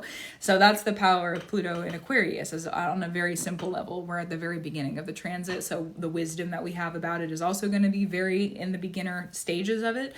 But noticing too, since the Pluto is moving through Aquarius and you have Scorpio and Pluto in your seventh house, how are you kind of surrounding each other with your power? What does that look like? So if you notice that you're giving power to this person and you're doing it in love and you're doing it in joy, and if they're returning that love and joy to you, then things are good afoot. Like there's a great reflection happening. It's natural, it's open, it's clear, it's pure. Gorgeous. if you notice that you're giving love and joy, and or you could be surrounding them in another energy, and either they're not giving you that exact reflection back, that exact reflection being the energy that you're in. So say again that you're in love and in joy and they're not returning that to you, there's probably something that's being hidden, and then understanding, is it worth it to understand what is hidden, or does it just need to be ridden and eventually it will disappear? And because the death process of Pluto, it will eventually possibly just pass.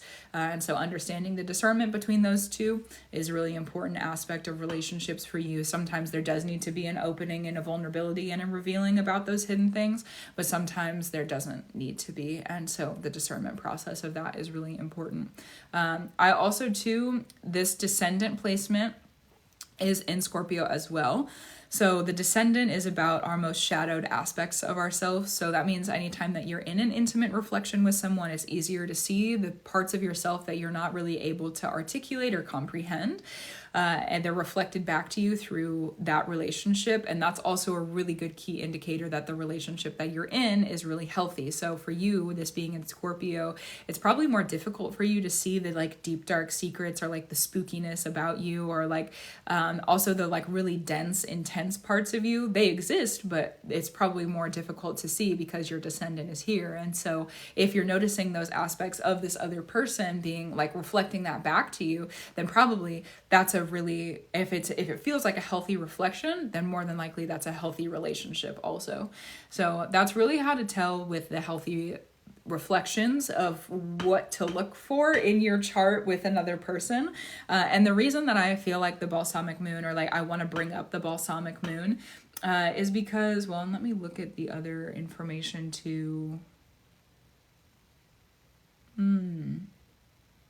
Allow me a moment, actually. I'm going to do a little bit of research before I open that door.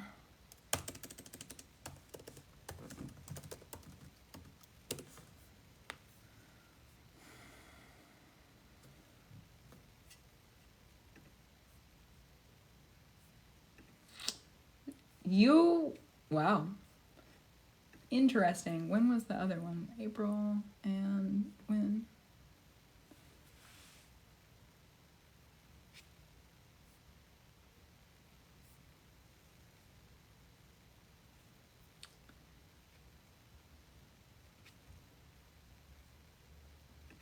There's an eclipse happening around the time you're born, so I just want to make sure that I have the information about that. Then we can talk about the moon. But I just want to make sure that I have the information before I yap about it.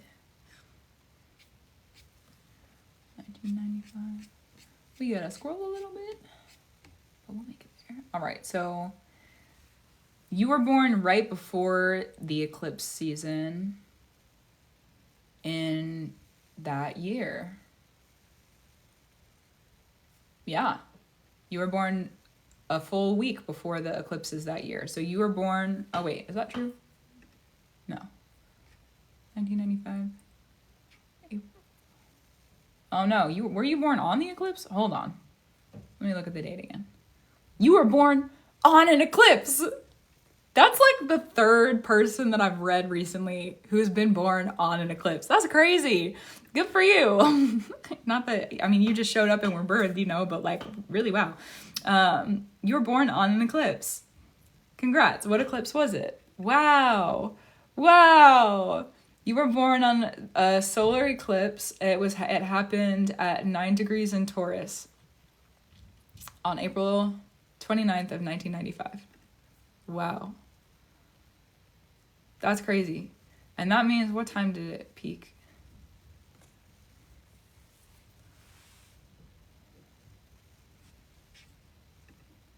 Let me look that up too, the information.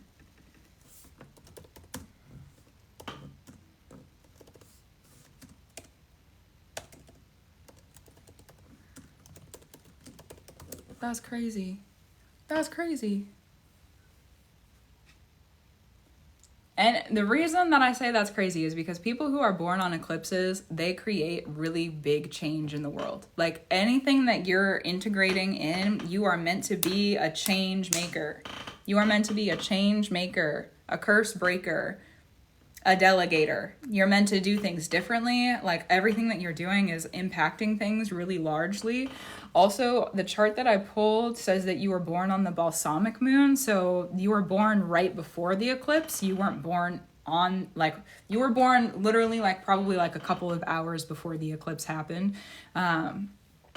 Which is wild. That's wild. You were born right before the eclipse happened. And so the fact that you're born on the balsamic moon means that grounding power of the eclipse is like integrated in your birth. That's like who you are as a person, is you ground really big cycles that are around. And so if you ever, and it's probably like cycles that don't make any sense to anybody else, or like you're grounding information that other people are like, where did you even get this from? Like, this is true, but also like, how did you know that about yourself? Or how did you know that about other people? Or how did you know?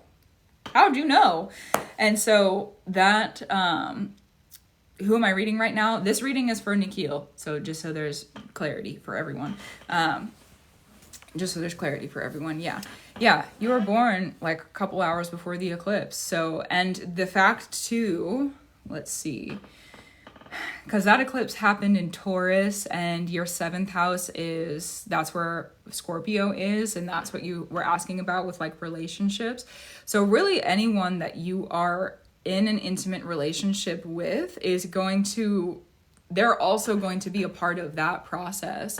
I was actually going through last month's astrology, and everyone said as an Aries rising. You're probably an Aries rising in whole house. I use the Placidus system. I probably should write that on my website, but yes, I should be very April, but my month wasn't bad at all. It was on the good side. Good.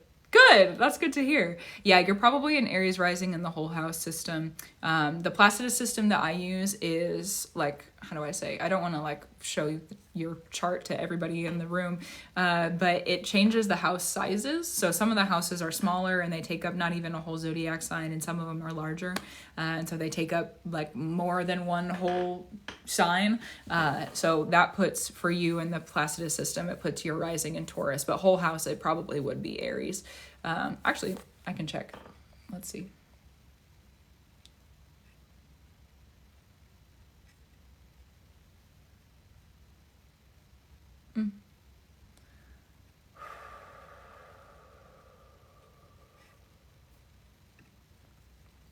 So, yeah. But yeah, being born on that eclipse, any person that you're with, because you have your North Node. Interesting. So you were born, let's talk a little bit more about that. You were born on the South Node eclipse, which means that you're born to be naturally really skilled at pretty much anything that you're doing. And that means that when you're in these other intimate spaces and relationships and reflections with people, that's like a new skill that you're learning in this lifetime. And not only is it a new skill for you, but you're also learning how to like stick through it until the end and go through a transformation with yourself and with another person. It can be a really, really beautiful process. That can be a really beautiful process. There's probably a lot of different opportunities of intimate relationships or reflections that you've been through that either the other person hasn't stuck around or you haven't stuck around.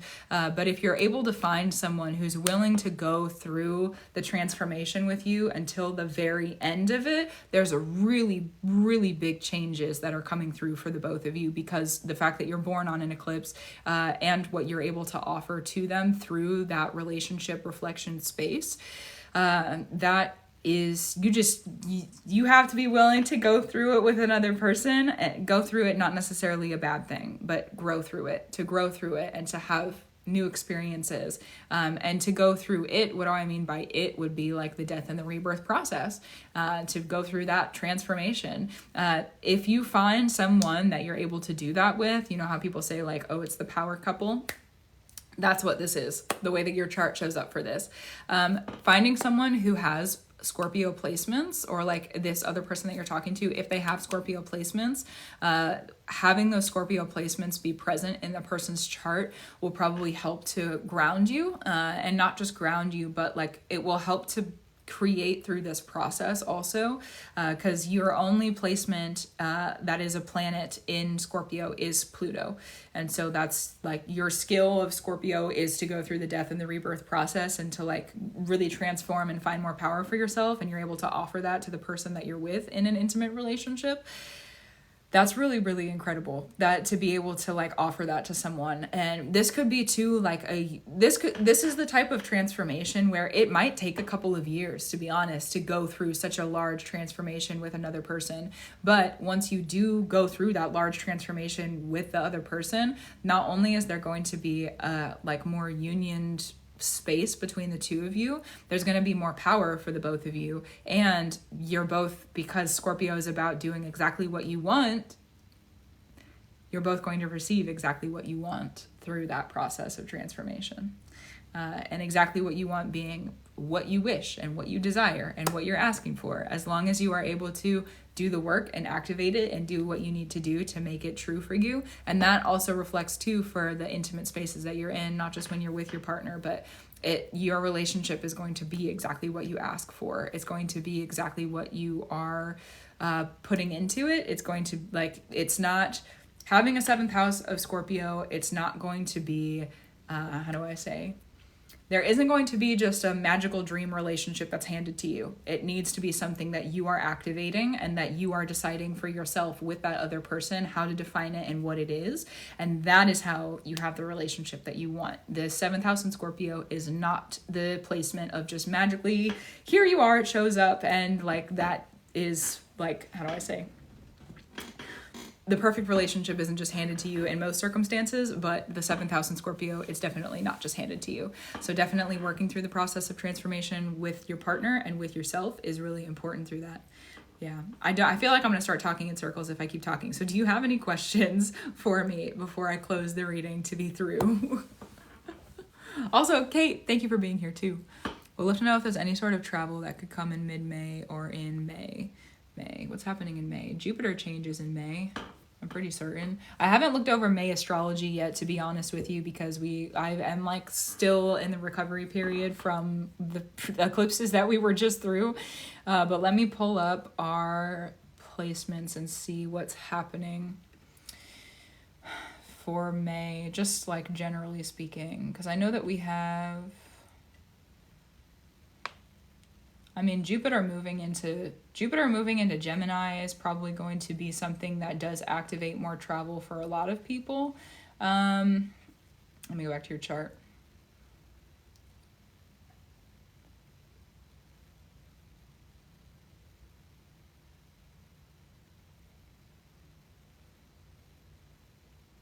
Because that's true. This is in relation to, how do you say? What you were asking about with traveling, because you said mid-May. Yeah, she's moving mid-May. Flying her. So let's return to the 7th house in Scorpio. This also means that anytime that you're interacting with, because you can look at the transits and you could look at what they're doing and if it's going to be favorable for travel or if it's not going to be favorable for travel, or like what your purpose is in travel. But having a 7th house with Scorpio means that if you're going to travel for another person, you're in like the intimate mirror that you have in your life, it needs to be decided by you. That's part of the Pluto being there too. It needs to be decided by you. And to not give your power away to the transits, and to not give your power away to like the maybe other circumstances that could be happening, unless you have a feeling in your gut and your intuition that you don't need to go for some reason, then do it for yourself.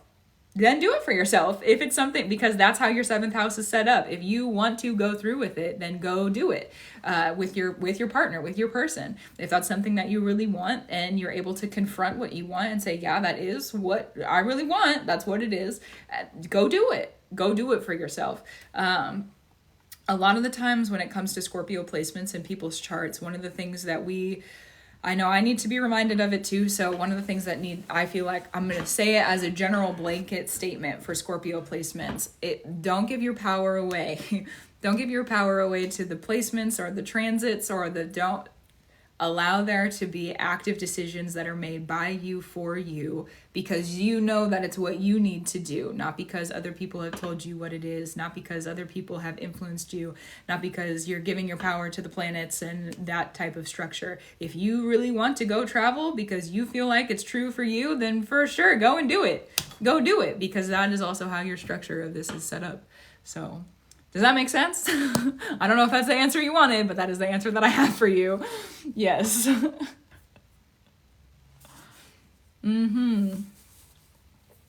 Yes, you're so welcome. You're so welcome. You're so welcome. That's a really, like, good luck with everything. You have a really beautiful chart. You have a really, really beautiful chart. So, and thank you for the support too. May everything be received in love, truth, elevation, and free in the highest order that there can be. And thank you for supporting me. Thank you, thank you, thank you. So good. Wow. So there are 2 more in the line at this time. For Mandy is up first, beautiful, and then for Sonia is after that. So Mandy, will you send me a message in the chat just to let me know that you are present and you are here? Please and thank you. Please and thank you. Yes, and then also I'm going to have a chocolate. Mandy here. Thank you. Thank you, thank you. Yes, I'm going to have a chocolate. Used to be Jimmy. Shout out. Oh, thanks for the long time support. You know what? It's been a minute. It's been a while since I've been sitting here in this room and we've had a chat. So thanks for that. Thanks for the support. Thanks for still being here. You know what? It's one of my favorite things is to be reminded, like, for years, because how long have I been doing this? I've been doing this. Look, I don't have a clock on, but that was a joke. Anyways, I've been doing this since the end of 2020. So I was excited to find you. So good. I'm excited you're here. That's so great. Because, like, doing this since the end of 2020, what is it? It's 2024. I've been doing this for almost 4 years.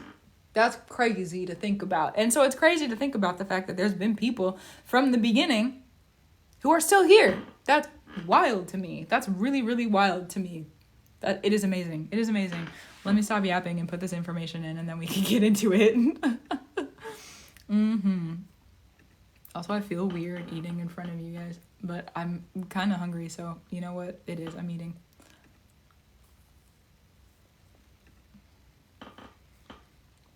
Also, chocolate makes me so happy.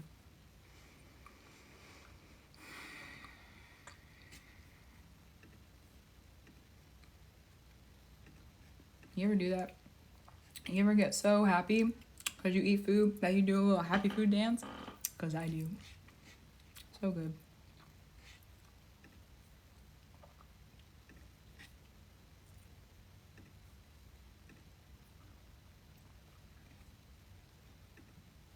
All the time. I know, it's good.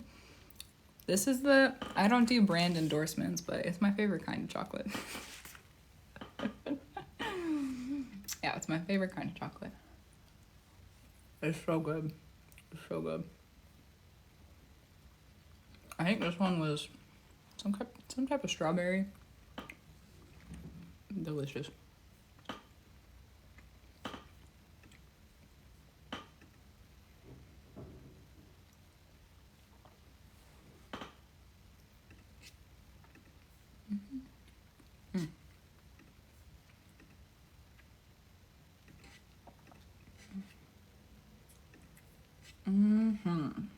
Okay.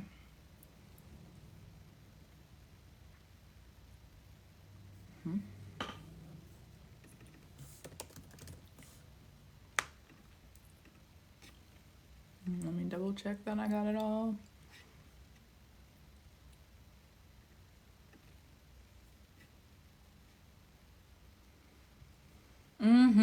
All right. So, career and love. Never usually do anything specific. I wanted to understand more. Okay. So more specifics. Beautiful. You said love and career. Let me double check. Yep. Career and love. Yes. Career and love.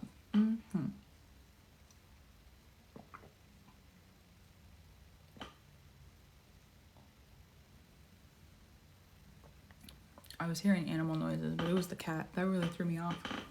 Because I live in like a wooded area, but there was something just like outside of the, like I could hear an animal outside of the house, but then I started hearing animal noises in the house, and I was like, there's no way there's no way I didn't hear any, like, that didn't happen, there's no way, but it's the cat. Okay, I just psyched myself out a little bit. Regardless of that though, so love, career. And it makes sense that you're focusing on love and career because you've got your Libra is in between your 8th and your 7th house, and that's our south node right now. And then you have your Aries in between your 1st and your 2nd house, and that's the north node right now. So I work with lots of animals. You know what? Shout out to that. Shout out to that.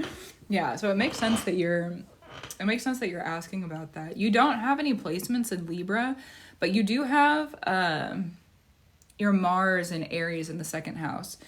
So literally, your resource that you're able to offer to people is to guard resources and come up with strategies. That's pretty great. Is there anything, because since you don't have any placements in Libra and Aries, is there anything specific? Because you say you want to look at more specifics. So is there anything specific that you're looking at within your life when it comes to love and career? Anything that you think that I need to hear before I just start talking about your placements? Oh. Also, thank you. And yes, I am doing readings. My list tonight is closed because I have this one and then we have one after this, and I've been on for a while, and I know that when I'm done with the next one, I'm gonna need some rest and some time to eat. So yes, I know, yes. But if you turn on the notifications on my profile page, I think TikTok will let you know when I go live. Somebody asked me to go live on Friday too, so I don't know what time I'm gonna go live on Friday, but I'll probably be back either Thursday or Friday. Either one, probably Friday. But yeah.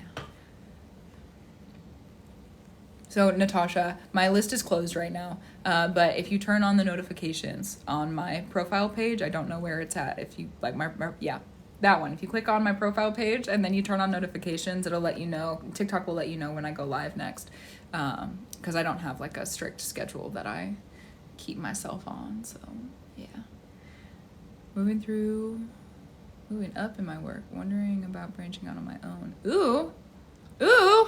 Also been that's exciting. Also been working through a relationship that wasn't great and isn't seeming to want to end. Interesting. All right. Well, let's look at it then. Wondering about branching out on your own. All right, so if you do branch out on your own, then, oh, how curious. You actually, all right, let's talk about it, because the 2nd house is about your resource. It's about what you have that you offer to other people. It would be like the skills that you show up in your workplace and like what you're able to do for them, and why they're giving you money. That's the 2nd house. The 8th house is about the process of the exchange. So like your workplace actually giving you money, or there actually being money that comes through. So if you're looking at going out on your own, literally, I said this earlier, I'm going to say it again. Literally, your resource is to guard resources. Your resource is to be resourceful. Your resource is also to come up with the ideas and the strategies of resource and guarding resources. Like literally, like you have a genius about that. That's really great for you. That sort of checks out, and it would be really good for branching out on your own if you wanted to. Because to be someone who works for themselves, you have to be able to come up with ideas and naturally fallen into that role at work. Beautiful. So to be able to, how do I say,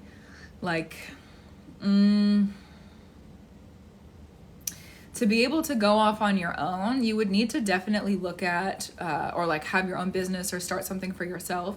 You would definitely need to look at like, what is the resource that you offer to your workplace that is possibly either being looked over or undervalued, or like, what would you want to be different? And how would it increase your resources? Like how, because Aries and Mars is about strategy, and that's also a part of what you have as a resource, but that also being in the resources means that you need the space to, I need to readjust my situation of my body. You need to be able to really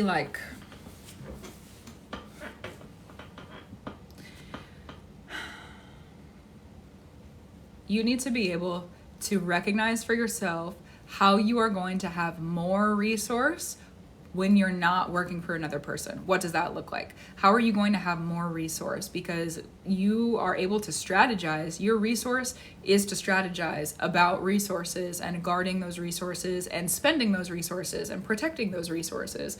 And so when you're strategizing about moving on to your own and strategizing about what that looks like and what that transition is, because part of this is Pluto in the 8th house, but we'll get to that momentarily.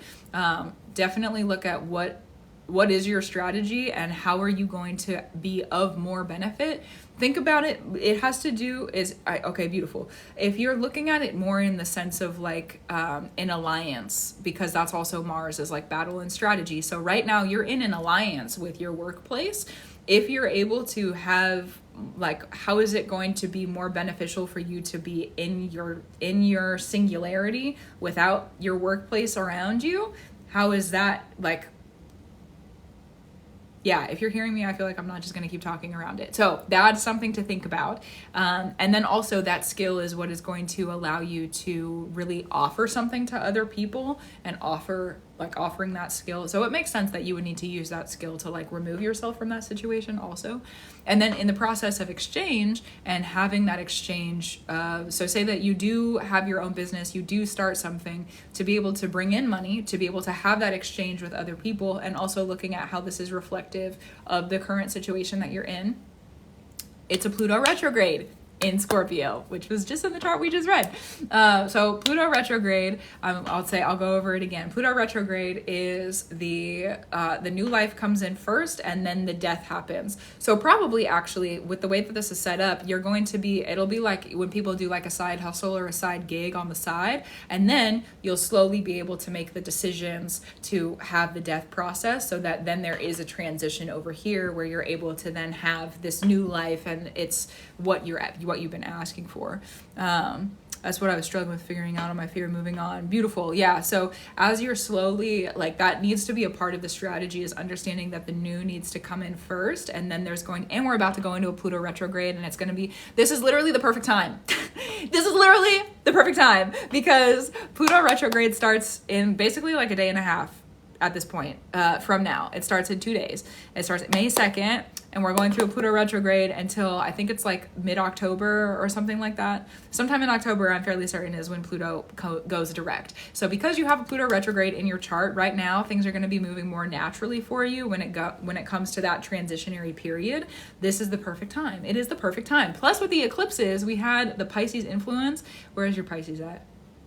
Your Pisces in your first house, you don't have any placements there, but regardless of that, with the Pisces influence, with the eclipses, Mars was in Pisces for the Aries eclipse, Venus was in Pisces for the Libra eclipse, and then the new moon in Pisces is what ruled over the moon cycle where the eclipse season started. So we have a really big Piscean energy affecting us for the next 6 months.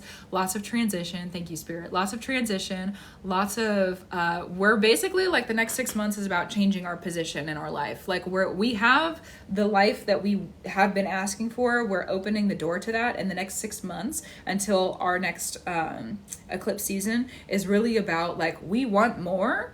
So let's open up the door. Let's walk through. Let's make more for ourselves. We're transitioning into more. We have what we want. Let's have more.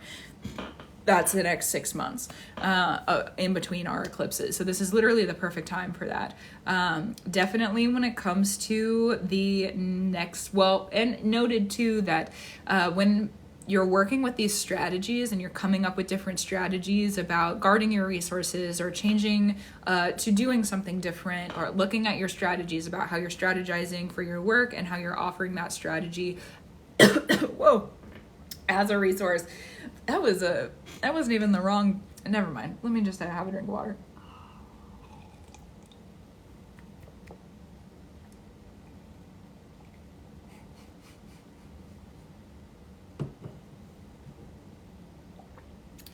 The North Node is in Aries, which is where your Mars is. So it's going to be new strategies. You're going to be strategizing differently than you've strategized before. There's going to be different, which to do something different with your life makes sense. It makes sense that you would need different strategies to be able to do that. This is literally the perfect time. If I could shake the phone, it's literally the perfect time. This is literally the perfect time.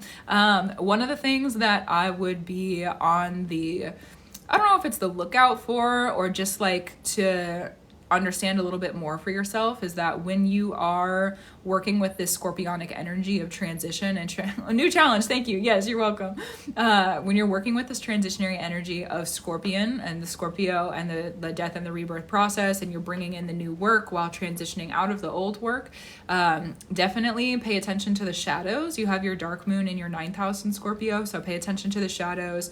Also pay attention to anyone who would want to get in on this exchange without actually like doing any of the work to help you, or if they're like influencing your transition somehow, or people who are giving you ideas. Basically, like, don't let other people give you ideas. Everything needs to come from your genius. You don't need soundboards from other people. You don't need to hear other people's opinions. This is something where it needs to be thought of by you. It needs to be done by you. It needs to be consecrated by you. This is something where if you're really truly asking yourself to go off on your own and do your own thing, you also need to be the one who's in charge. So say that you eventually did have people like working under you, or there was like other people that you were hiring. They need to understand that everything is done by your hand. And that means that you make all the decisions and different things like that. You're the one in charge. So don't let other people influence it if you don't need to, and don't let other people influence what you don't need to. Yeah, just talking about how I need to stop having people offer me unsolicited advice. Well, there you go. Okay, so some confirmation coming through. True. Yeah, definitely for that. Also, it makes sense too that you want to hear a little bit more about love. You said, what was something about? Let me go back and read it. Oh no. Ooh, there we go. Sometimes I feel like an old person when I'm on my phone. Been working through a relationship. I guess I am. I'm still in my youth, but I'm old. Anyways, also been working through a relationship that wasn't great. It wasn't great and isn't seeming to want to end. Well, when you bring ends to things, it needs to be done by your... That's part of Pluto and Scorpio, is anytime you want something to end, it needs to be done by your decision. Also, interesting. Interesting, because our next south node is going to be in Virgo, and that is your 7th house. You also have both of your placements of fate, the vertex and the fortune. They're very near each other. They're 3 degrees apart. They're lesser placements, but it's about fate. So the fortune placement is very swift moving fate. It's also very naturally, I date a lot of Virgos. It makes sense. It makes sense.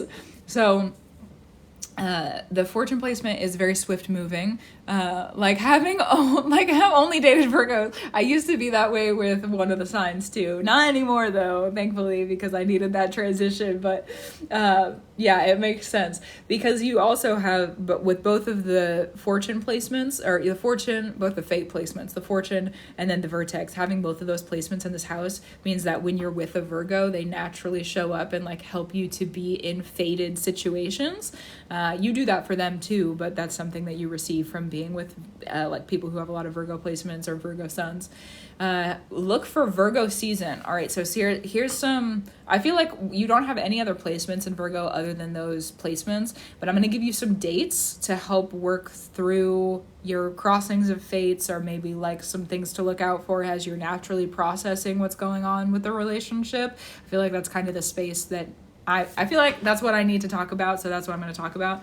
And then if you have questions, we can go over that too. So the Virgo South Node starts January 28th of 2025. The next eclipse season, we're still in the Aries and Libra, but then when we get to 2025, that eclipse season, we start the eclipses in the South Node in Virgo and the North Node in Pisces. So that South Node changing over, there's probably going to be at the beginning of 2025 a lot of changes that come with your relationship. It's probably going to get easier. Any type of situation that you're in, it's probably going to get easier. I don't know exactly how that reflects for you or what that looks like or works for you. Also, too, because you have a very large 7th house and there's a lot of Libra. Over half of Libra is in the 7th house, too. So when it comes to the South Node right now, if there's something, yes, the celebration, for sure. If there's something that you want to receive that you are not able to receive, look at what needs to leave so that you're able to receive. It could be an experience that you want to receive. If you want to receive that, what's standing in the way of it, and allow that to leave your life. Justice with the South Node in Libra is is a lot about removal. We have to remove our emotional attachments. We have to remove our mental attachments. We have to remove our physical attachments so that we're able to receive actually what it is that we're asking for, and what we understand and know that we are worth. So over the next 6 months during this transitionary period between the eclipses and between the eclipse season, definitely focus on using your sight and focusing on yourself, because the Piscean influence is going to be really focused on you directly, because that's your first house. So focusing on you, focusing on, that's true, thank you, Spirit, focusing on you and focusing on what it is that you're asking of yourself. What is it that your sight sees about people, and trusting that, and trusting what your sight sees about yourself. It's your serious confirmation. There you go. And then also too, looking at the process of exchange with people and partners, intimate partners. Looking at the process of exchange. So like if you're giving something and you're not receiving something in return that you feel like is worth that, or if you're, thank you, Spirit, that's true. Or if you're receiving, you're receiving something that you're not asking for, or you don't want anymore, or you're unsure about, then making sure that you no longer are able to receive that, so that there's space open so that you're able to receive what you're actually asking for. There's a lot of different ways that that's applicable, but it's Venus energy. So like there has to be a giving and there has to be a reception. There has to be that process of giving and receiving. Also with Pluto retrograde that's starting, that goes through our next eclipse season. So everything that, and Libra is also in your 8th house too. So that's going to affect the work that you're doing when it comes to the exchange of like money and finances. And that's true. The process that you're undergoing with the removal of what you don't want to receive, and then making space for what you do want to receive, and letting what needs to leave so that you can receive, it's really connected to both your relationships and your work. And so also understanding for yourself how those are interconnected on like a deeper level is going to be really important. I don't know what that looks like, but understanding the patterns between the two spaces for you and how they're connected could be a memory that they're connected to, because then if you're able to get to the root of it, or understand like the basis of it, the foundation of it, and remove that, you're opening up room for a whole bunch more to come through, not just in your intimate life and not just in your work life. It will affect other areas of your life also. So that's what I have for you on that. Do you have any questions for me before we are done? Making some connections here. Beautiful. Yeah. It feels like if you have questions, there could be, there's like a, how do I say? I appreciate it. Yeah, you're welcome. You're welcome.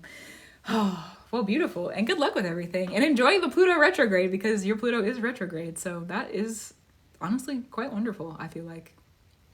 Pluto retrograde is one of my favorite placements. So yeah, may you receive everything you need to in love, truth, elevation, and free in the highest order that there can be.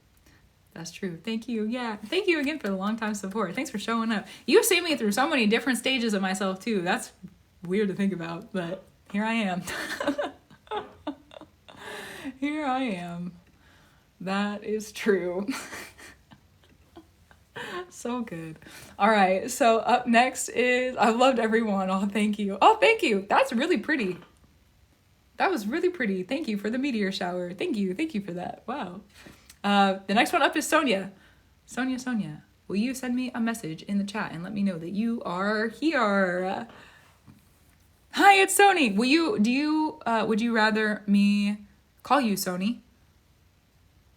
Because I will do that if that is what you prefer. You let me know.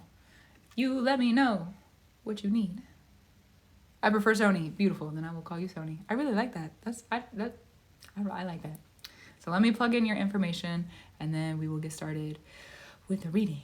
Yeah.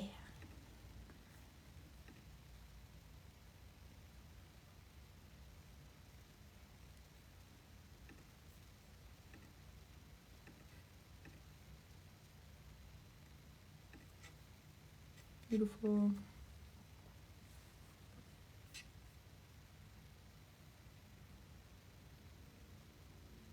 Also, I just want to double check with you too.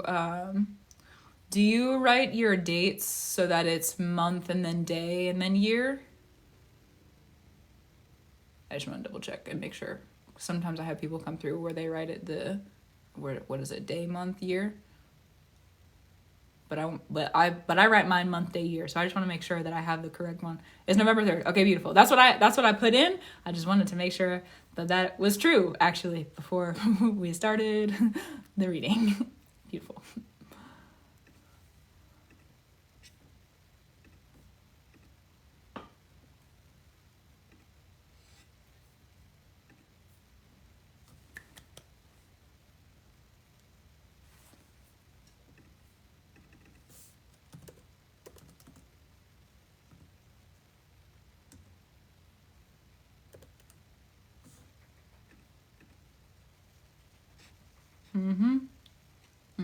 Okay. So then, want to better yourself so that you can heal and be a better person. Good for you. I want to find my person and not ruin it. Oh, beautiful. Good for you. I like. Also to know. Lots of love and career in here today. That's been the theme. That's been the overarching theme. Beautiful. Yeah. All right. So let's go into it. So you said want to better yourself. So healing, also healing, work, and you want to find your person. Ooh, whoa. Wow. So you're probably feeling like you're going through a completely brand new fresh start. You have your Sun and your Mercury. Ooh, how curious. What a beautiful. You have a Sun and a Mercury Kazemi, which means that they are conjunct. I have that in my chart too. It's my favorite placement. It is so great. It's so good. So you have your Sun no, it's not your Mercury. Pardon me. It's your Venus. It's not your Mercury. You also have your Mercury in Scorpio, but it's your Venus that's conjunct. That's gorgeous. Wow. So you have your Sun and your Venus conjunct, and then you have your rising in Scorpio, you have your Pluto in Scorpio, and you have your Mercury in Scorpio. That is 5 different placements in Scorpio. That's a big Scorpio stellium, and we just went through the South Node in Scorpio and over the previous couple of years, and that really asks people to go through a death and a rebirth process and transformation process, especially people who have heavy Scorpio placements. So probably the previous couple of years for you have been pretty intense. Congratulations, you made it out. We're on the other side of it. We're not in the middle of that death and the emoji. We're on the other side of it. So right now, and you have 2 in Taurus, which is where the North Node was for that. You have your Moon and your Fortune and your Descendant. So you are going through this really big process of not only went through a divorce and another abusive relationship. Congratulations that you made it out of it. Congratulations, you made it out of it. You made it out of it. Congratulations that you made it out of it. So let's talk about healing then. Let's talk about healing. Really when you're sitting with the healing, revealing how you're feeling. Also, too, you have your Chiron in your 9th house in Cancer. So anytime that you are sitting with healing your wounds, you're focused on your emotional body and what is the purpose of those emotions. So it could be, that's true actually. Sometimes we need to create the emotional environment. Sometimes we need to create the emotional environment, and sometimes we need to... Hi, Bugs. You want to come sit with me? You can come on. Yeah. No, you're going to go to the table? Okay. You sure you don't want to come and sit? Yeah, you come and sit. You come say hi. Otherwise, he's going to be really nosy, so we'll just let him hang out. So, having a Chiron in the 9th house, that means that anytime that you are working with your purpose, so whether it's purpose in every area of your life, it could be purpose. Yeah, the orange. Oh, you have an orange one. Oh, it's so good. I love him. I really do. He, at the end of my sessions at my live streams, sometimes he just really misses mom, and so he's like, you've been on the phone for so long, and he just wants to come and cuddle. But so he'll sit and cuddle. That's good. So Chiron in the 9th house. Any time that you have purpose and you're working with purpose, it's purpose in your career, purpose in your relationships. Anytime there's purpose, making sure that you're going through and looking at your emotional body. because Chiron and Cancer, the emotion, the triggers, the like unhealed triggers, or it could be things that trigger you, because sometimes we have to be triggered to be healed. And sometimes we have to put up a shield and say, absolutely no more of this. That's part of the healing sometimes. And so going through any time that you are walking in purpose, talking in purpose, working with purpose, looking at your emotions and looking at your emotional body, and you have your moon very close to your descendant. So it may actually sometimes be a little bit more difficult for you to find clarity in those emotions. What could be helpful for this? I feel like the help of this, or like how to help integrate if you're feeling like you don't have a full clarity picture on those triggers and what could be coming up emotionally for you. Get into your body somehow, whether that's eating food, making yourself a really good meal, sitting with how your body feels. It could be working out, it could be dancing, it could be listening to music and like going and stretching, or there's a lot of different ways that you can like really get into that. Also too, your 6th house is partially ruled by Aries, and Aries rules the head. So the way that your thoughts are connected to your emotions is actually really, really important. Thank you. Yes.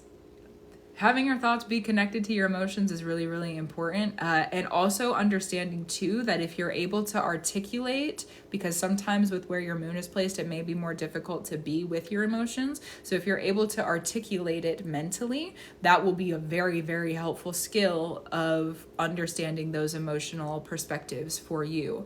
When it comes to that's interesting. Wow. We're going to talk about the healing placements first. So we've talked a little bit about Chiron, but then your dark moon is in Sagittarius in the 1st house, and Sagittarius is modernly what rules the 9th house, which is where your Chiron is. So you have this like double layer of healing placements when it comes to that Chiron and the dark moon connection. And then,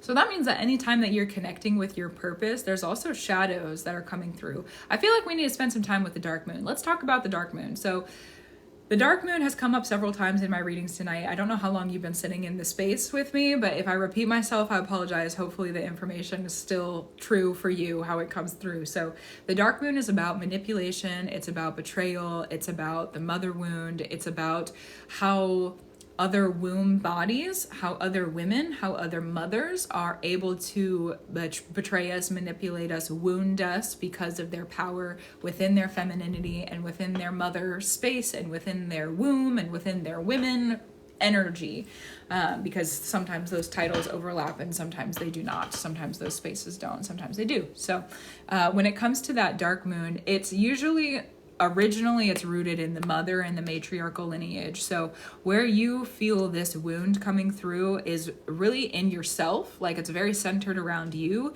and around your purpose. So this could have looked like as a child not being able to actually go with your purpose and do what you wanted, and like your purpose and your calling and really what you're asking for within your purpose in every area of your life.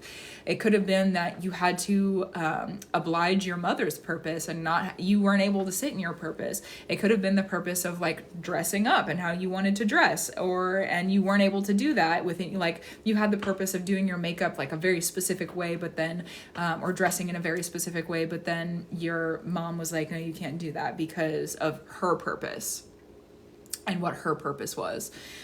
Or it could have been that you had a purpose of like getting a job when you were younger, or like making money in a specific way when you were younger, and then you couldn't do that because your mother was imposing her purpose over your purpose. So there's like a really big purpose wound within that experience, and understanding too that anytime that you're moving in your purpose, that also means that there is a form of like manipulation that you're practicing. So because you were talking about in your note that you wanted to like heal and become a better person, and so she was very religious. Interesting. When it comes to like healing and feeling through, how do I say, like the becoming a better person, in my experience of having to like take some really long, hard looks in the mirror, a lot of the times the dark moon placement was what came up for me. And so this hopefully will be a helpful reflection placement for you. When it comes to working in your purpose, especially too because your Chiron is in the 9th house, which is where Sagittariusly modernly rules, so they go together. They go together. Wow. And the dark moon too, like you're probably more naturally able to tap into your dark moon than your moon because of the placements of where they are on the chart, with your moon being near the descendant and then your dark moon being in your 1st house where you have a Scorpio stellium. So it's literally like centered and focused around you, and there's this really powerful stellium happening also. So when it comes to your purpose, if I had this placement, this is how I would kind of like look at the revealing and the healing and the feeling of this. If you're looking at your purpose, so start to study your purpose in your life. The purpose of like the job that you have, the purpose that you're working towards, the purpose of your dreams, the purpose of your creativity, the purpose of it. Don't like cause yourself to go mad over it, because you could look at the purpose of so many different details also. But when you feel like it's applicable, looking at the purpose of your sweater and like why you're wearing what you're wearing, the purpose of it could be the music that you're listening to, the purpose of getting this reading. There's so many different ways that you could look at it. Okay, so the purpose, if you're looking at your purpose, just for like some examples, you're looking at your purpose and you're asking yourself, a lot of the times people, when we're asking ourselves about like what is our purpose and what is the purpose of this thing that we're doing or this experience that we're going through, for a lot of people it's why are we going through this, why is this happening, why do we want to do this, why are we doing this. But I found that actually asking about what is the purpose is a lot more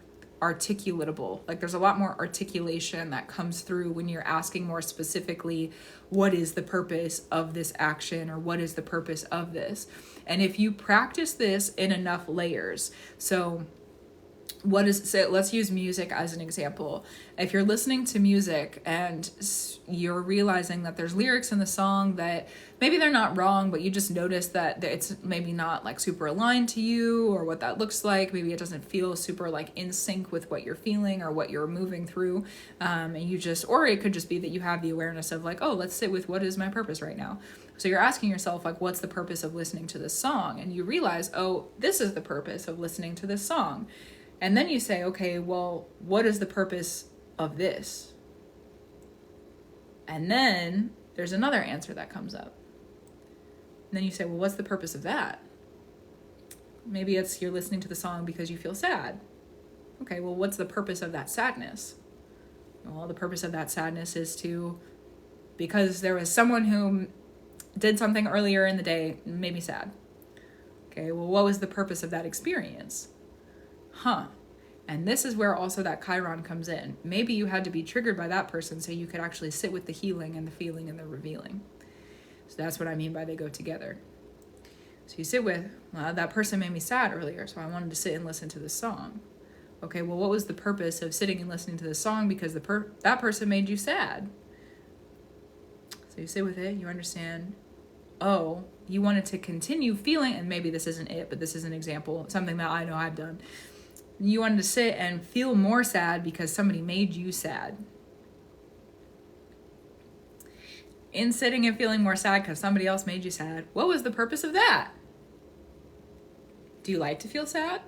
Is there another layer to it? And eventually, if you're doing this for long enough, it's work. This is not something that is like, how do I say, lighthearted. Like it's something that actually requires a lot of effort and a lot of like conscious thought.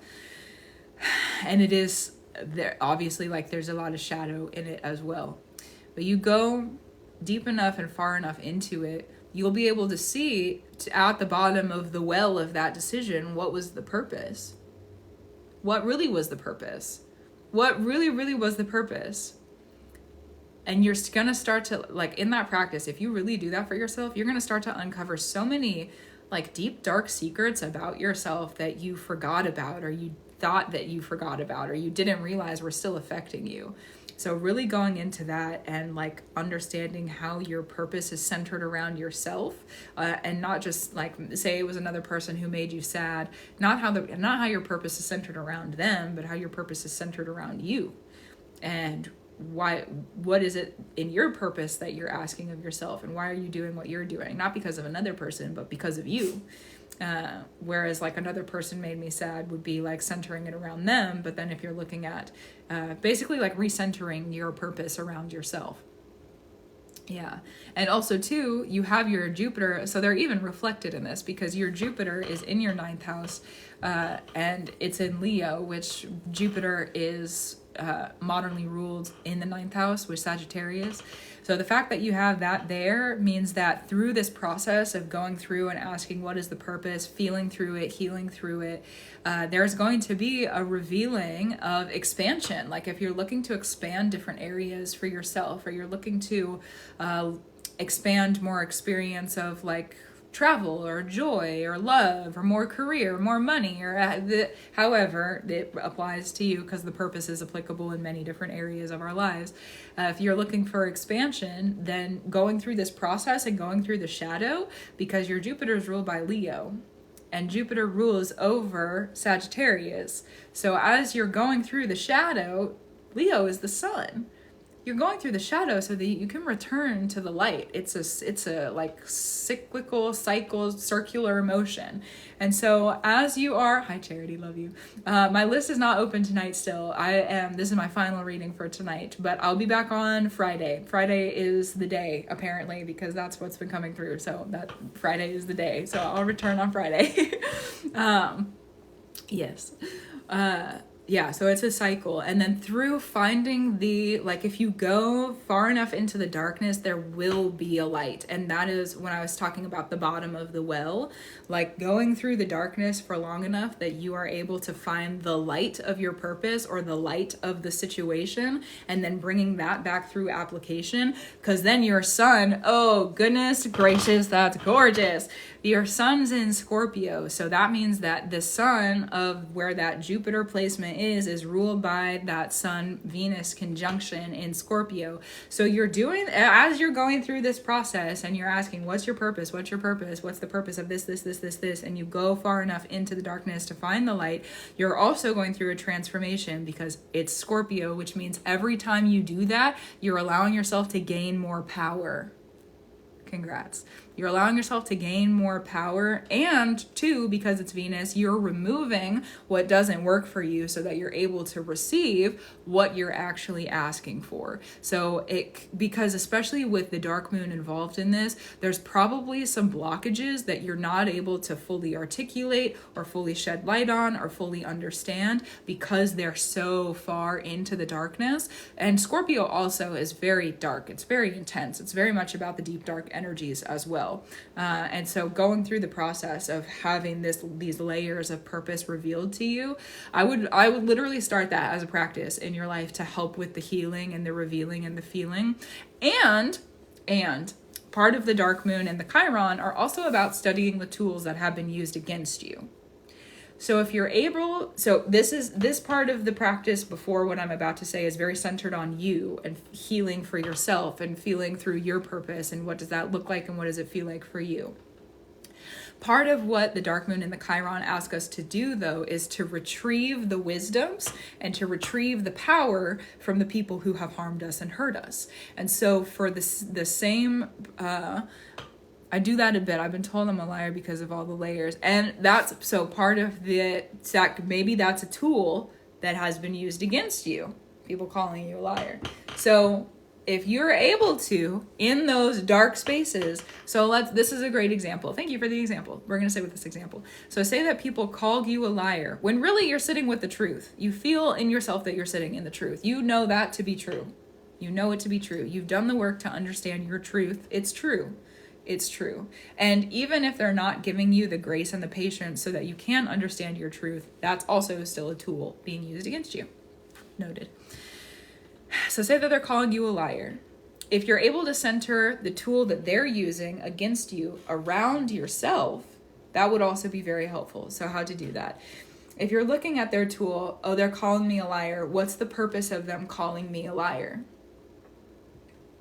And that's the purpose. I don't know what that would be, but because it would be very, how do I say, like circumstantial on your experience. They're calling me a liar because of this. That's the purpose of it. Okay, well then what's the purpose of that? And what's the purpose of that? And what's the purpose of that? And from that, you're going to be able to inherit the wisdom from the tools that have been or maybe still are being used against you. Because what happens in that process, it was an abusive ex. And you know what? I'm really sorry that happened to you. Going through that kind of experience is not a pleasant one. So I'm sorry it happened to you. And also, I'm grateful that you got out of it. Yeah. So going through that process and like studying the tools. Also, studying the tools is something where you definitely like, it's very helpful to sit with yourself first and make sure that you're prepared and ready to do that. Because if you're not prepared and ready to do that, then it's definitely not something that I would recommend doing. So definitely like sit with your discernment of doing that for yourself. But the reason that I recommend studying the tools that have been used against you with the dark moon and the Chiron placement is because in situations where you have been pained by another person, or they have somehow put you in a position where you're not innocent anymore, that pain or strain or the innocence that was then taken from you or offered from you, it's yours to give. That pain, even though maybe you didn't want to give it, was still yours to give. That innocence, even though maybe you didn't want to give it, was still yours to give. And granted, there was a situation where you were in a position where it was being probably a little bit forced out of you, like forced to offer. So understanding those are your offerings. That's your energy. That is your magic. And what happens in magic, when we make offerings, we receive from them. So if you're able to go and study the wisdom of the tools that have been used against you, the cruelty that has been used against you, and receive the wisdom of it, that means that what you have offered now has a return, and your offering is no longer feeding that other person or situation who forced that pain or forced the trauma or forced the innocence from you. So in receiving that, they no longer are receiving power from you either. So that's why I recommend going through that process, because you're literally you're not only claiming your power back for you in a very intellectual and like spiritually grounded way, and not just like saying it, not just saying I claim my power back, but you're literally doing the work to be able to claim the power back. You're also taking away the power from them that you gave them, even if you didn't choose to give it to them, even if they took it from you. You're taking that power back for yourself because it's yours. Because it's yours. So that process and that I don't know what else to call it other than a process. It's very empowering. It is a lot of work. So just make sure that if you, I'm someone personally, when I'm in those spaces, sometimes I kind of have to like create a safe space for myself and be like, listen, you are safe here. We're not in that situation. We are sitting in our living room and we don't have to worry about other people coming after us or other people. Like I sometimes consciously have to make the effort of like creating safety for myself. However, it is something that does help me, and that also allows me to continue to move forward in it. Also, your Aries placement, so doing this in your mind, where's your Mars at also? Your Mars is in, literally, wow. Let's talk about this, because your Mars is retrograde in Gemini in your 7th house. And the reason that I'm really like, whoa, about that is because the 7th house is about our intimate reflections with other people. Could be best friends, could be your intimate partner, the people that are closest to you and somehow intimately involved with you, emotionally, intellectually, sometimes physically for people if their partnerships so deem that to be. With a Mars in Gemini, so not with the retrograde part, but Mars in Gemini, you have literally your resource is information. It's literally the intellectual, as I was talking about going through and like receiving the intellectual, literally your resource is information. You are able to offer that to other people through intimate reflection, and you receive that from other people during intimate reflection. Mars retrograde Gemini means that your resource is the intellectual information of what has come before you, of what has come before this situation right now. So literally going back and retrieving all of that information means that you are creating a stronger resource for yourself, which not only empowers your 5 placement Scorpio stellium, but it also empowers too your Aries house, which is the 5th house in your chart of love and joy. This is really beautiful. That's really like let's look at the transits of what's going on right now also. Let's see. I'm just looking for kind of like relativity. We have Jupiter moving into Gemini soon. That's true. When does that start actually? Jupiter in Gemini. So it starts May 25th. So Jupiter moves into Gemini May 25th. So there's probably going to be we love an info girly. We love an info girly, you know? There's probably going to be a lift of energy for you to really start learning more about this because of the Jupiter influence on the dark moon, and you have Jupiter in the transits moving, or you have Jupiter, your dark moon's ruled by Sagittarius, which is ruled by Jupiter. And then with Jupiter moving into Gemini, it's going to expand the information. So this is really like a great time to sit and go into these practices and studies. And let's talk about that too. Because it's in the 9th house, it's being affected by Jupiter, and Jupiter has to do with purpose. And there's this 9th house influence that's going on with this healing process. That means that any area of your life where you notice you are stuck, love, career, anything else that you would want to look at or look through, where you have a purpose. If you're feeling stuck and you're ready to get out of the practicing this for yourself will create that transformation. Literally, this is a tool that's applicable in any area of your life where you're feeling icky, yucky, stuck. You're about to get out of the muck. That's how I feel about this. Is like the vision I see is like you just being in this mud and being like basically like having to drag yourself through the mud. It's hard to walk. You don't want to like, I got the keys. Yes. And I literally see like as you start this work, like you don't have to walk through the mud to get out of the mud anymore, which like that's in our physical world.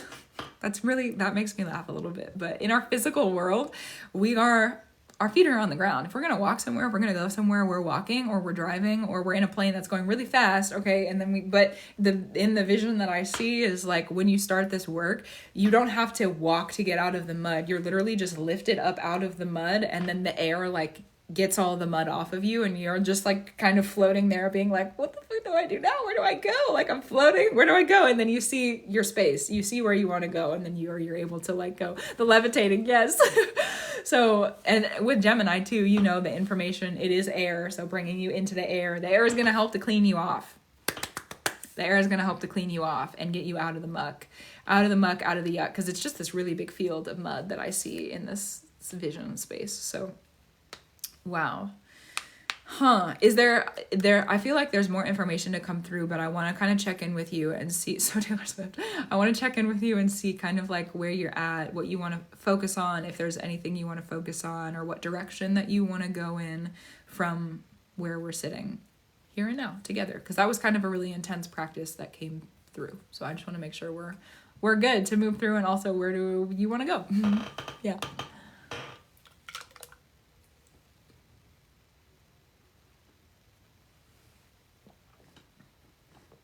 I forgot I had a smoothie sitting here until just now. And there's cinnamon in it. Oh, so good.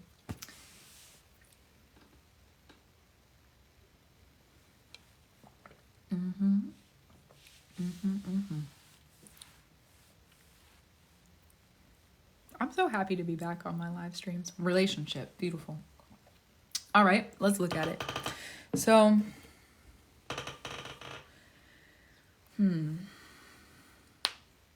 actually, that process that we talked about is going to be something that is really helpful for you in relationships, because Well, and Jupiter is moving through your 7th house right now too. So let's talk about the 7th house a little bit more for a moment then. 7th house is about our intimate reflections. Intimate reflections. Also, you're welcome. Thank you too. It's about our intimate reflections. So being able to reflect to other people. When we have the 8th house, that's about our exchanges with other people. The 8th house also is our reproductive system, those types of exchanges. But then when we're talking about the 7th house, it's just how we mirror.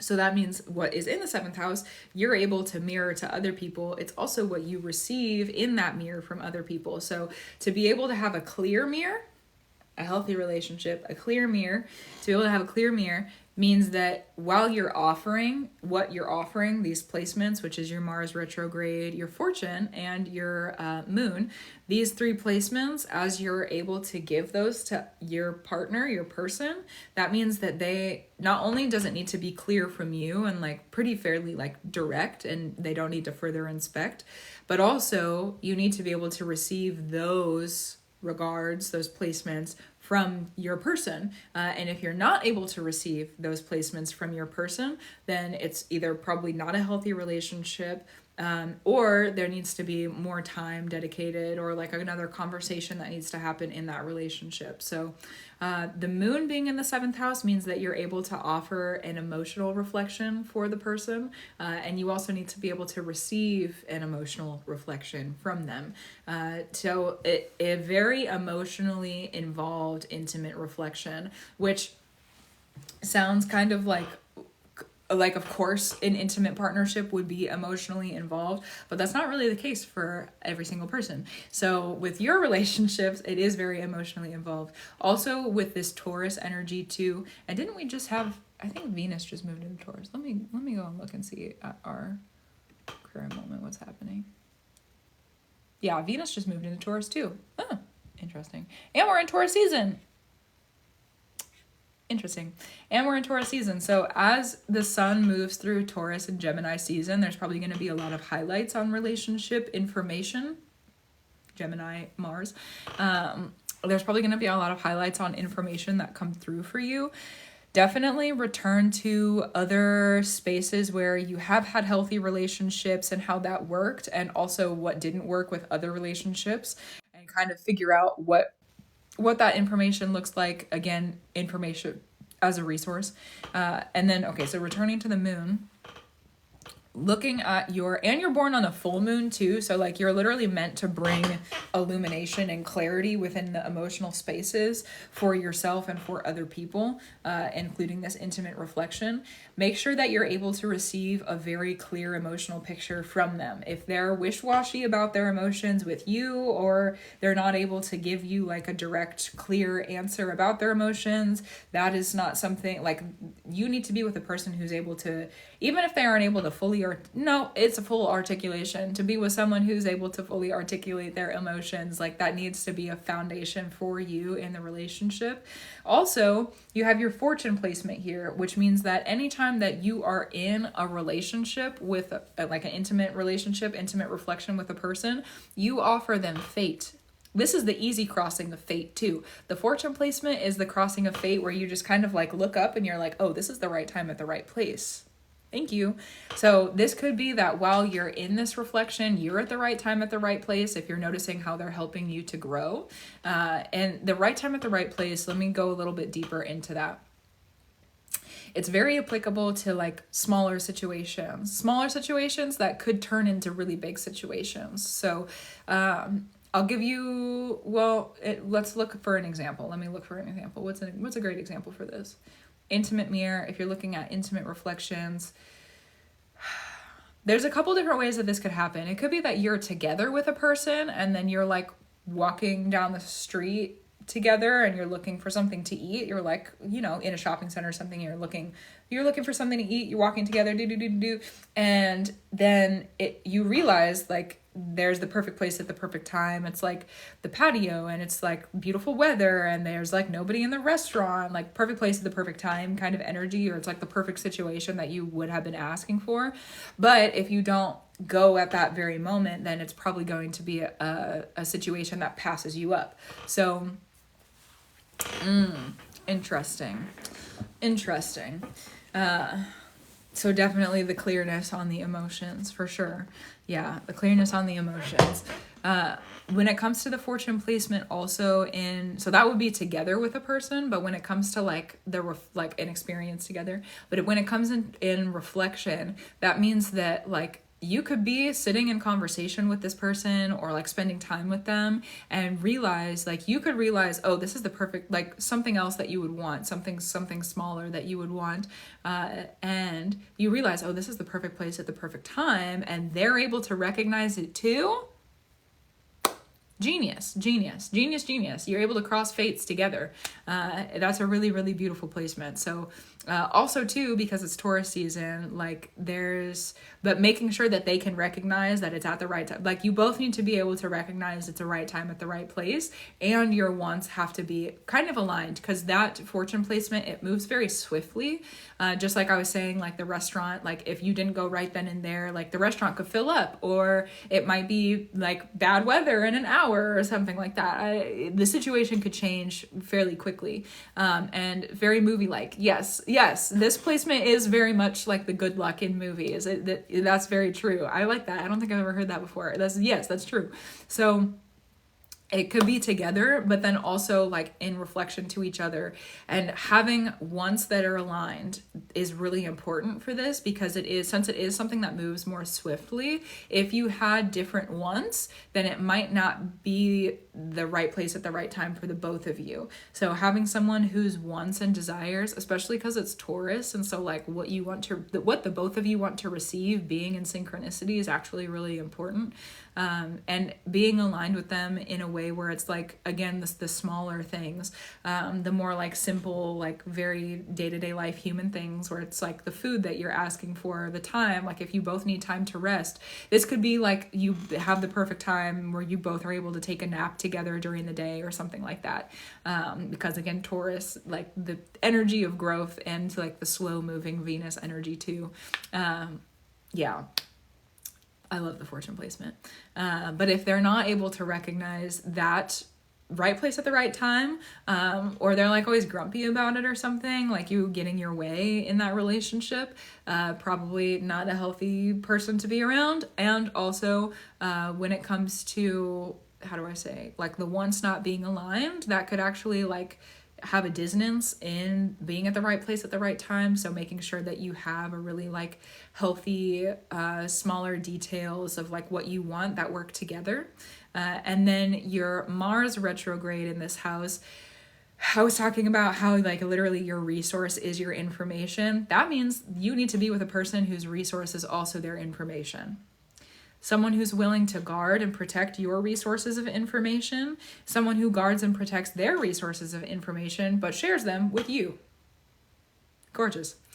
Someone who is able to, this is also like the placement of a historian. Like you might end up being with someone who just has a bunch of random information about other things that have happened in our time in the world. And then two, you might actually end up studying with them. And so this could look like you have similar interests or are sharing similar interests. And so you decide together that you're going to go and like study something that has already happened, or you're going to read a book together, or you're going to watch some YouTube videos together, or like you're collecting information, not necessarily from each other, because that would be more about the present moment, and that would not necessarily be a retrograde. But if you're going back and like absorbing information from things that have already happened, YouTube videos that have been posted, books that have been written, events that have already happened, or you're talking to each other about events that have already happened, different previous situations, that's a really beautiful happening, to be honest with you. You're basically both going to become like encyclopedias of one another. Like you're going to know all of the like little details about what they like and what they don't like, and why they do what they do, and like why is that person around you, and like even like because your moon is in this house too, because they go together. So like even if you're able to read into like the information of their emotions and understanding like, oh, this makes them really happy, and like why does this make them really happy, and I wonder why that makes them happy, well, it's because that makes them really happy. So this is kind of the like opposite side of looking through that healing kind of circular motion, you can use this placement of having a Mercury retrograde to study through intimate mirrors to see what people are really up to or why they're doing what they're doing. And it also will reveal what they're feeling to you as well. It's kind of a hidden superpower, to be honest with you, because this is something that you might not be doing quite up front because it is a Mars retrograde. So it might not be something where you are like purposefully like broadcasting that you're watching somebody or studying something that they're doing, but in the process of collecting that information, there is like a resource that you have. It's like, okay, well, you know their strategies because you've studied them, you know who they are because you've studied them, you know what they like. That's a resource because you've studied them, and you need someone who's going to study you. You need someone, which means you also need to be willing and like capable within yourself to be open enough that someone is able to study you, to see what you like and why you do what you do and why you're feeling how you're feeling, so that they can come to help you and be of assistance and not create resistance in your life in that area. So, and two, interesting. So the other placement of fate, I was going to be done and see if you have questions, but I want to look at one more thing. The other placement of fate in the charts is our vertex. The vertex is, so we have the fortune placement. The fortune placement, the 7th house that you have in Taurus, it's very much about being at the right place at the right time. No questions. Beautiful. Thank you. That placement is like the right place at the right time. It moves fairly swiftly. So it's like either here and then you're going to take advantage of it, or it's gone. And the vertex is different. It asks us to become very refined with ourselves in that area because we're working towards something. We're working towards a fate. We're working towards, we're working towards it, however that applies to you. You're working towards it. That's the vertex. And like when you get to the fate, then there is the happening of a crossing of fate, but you have to be able to like walk up to it and work towards it. It requires effort. Whereas the fortune placement is just like, oh, we're here. There's literally no effort except for saying, yes, that's what I want. Yes, it's like climbing a hill. It's beautiful. Your vertex is actually ruled by it's in Cancer, which means it's ruled by your Taurus moon. And it's in your 8th house. So when you're looking at exchanges and exchanging with other people, know what you want. And this could be too, because I was talking about, that's true, the intimate reflection with a person. So if we're talking about like relationship basis, the intimate reflection with a person, and then the 8th house rules our reproductive systems and also exchanges. So that part of your relationship. Yep. Just laughing at myself, talking in the indirectness. That's all that was. And like partial censorship. It is what it is. But it's ruled by your moon in Taurus. So there is the possibility that if you don't have that vertex defined, if you don't have that vertex defined of like what it is that you want your, like the perfect kind of exchange, the perfect time of exchange, the perfect, like, do you want to go and date them for 6 months before you do anything? What's your perfect type of exchange? And then how do you feel about it? And what are your emotions? It's going to be very emotionally fed. It's going to be less about your head and more about what your heart feels, more about what your body feels. And what does that feel like for you? And allowing yourself to really be, it also requires that you're refined within your emotional intelligence and being really emotionally aware and being really, really emotionally in tune with yourself so that you're able to have healthy exchanges with people. That's a really, really beautiful placement in like the story of relationships for the rest of your chart too. So if you don't have any questions, then we'll call it through, but I just want to make sure that everything sounds good for you. Yeah. That's a really, if you practice what came up earlier, the purpose and the circular motion, definitely give yourself some space and some time. But if you practice that, and it sounds good. Beautiful. Thank you so much for the support. If you end up practicing that and eventually you want to come back and like tell me about what happened or update me, that you don't have to, but I would love to hear like how that practice goes for you 6 months from now or a year from now or something like that. So yes. That is what it is. That is what it is. Beautiful. Wow. So good. Well, then may everything be received in love, truth, elevation, and free in the highest order that there can be. That's gorgeous. Wow, that's gorgeous. I definitely will come back. Thanks. Not that I need to know your business, but I love to hear updates from people about like the practices, like if they've ingrained them in their life and how they've worked. And I know that practice for me of like sitting with purpose is something newer for myself also. I've sat with the why of things for a long time, but the purpose of things is a little bit different. So yeah, so I love hearing people. It's like it's one of this, like, maybe it's not a secret currency, but it's like one of the ways that I like get paid is to see how people grow. It's like one of my favorite things. Literally, if I could just have that, well, maybe not just that, but if it's one of the currencies that I receive because of what I do, and it's one of my favorite ones. So yeah. So if you want to share, I'm here to receive it. Yeah. Oh, so good.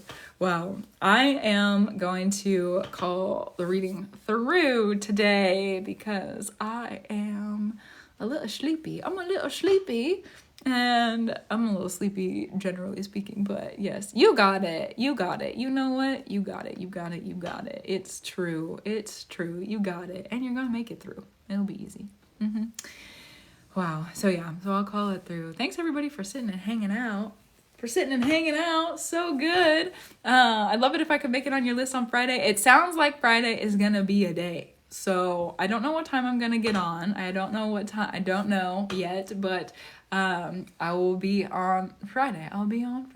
Beautiful.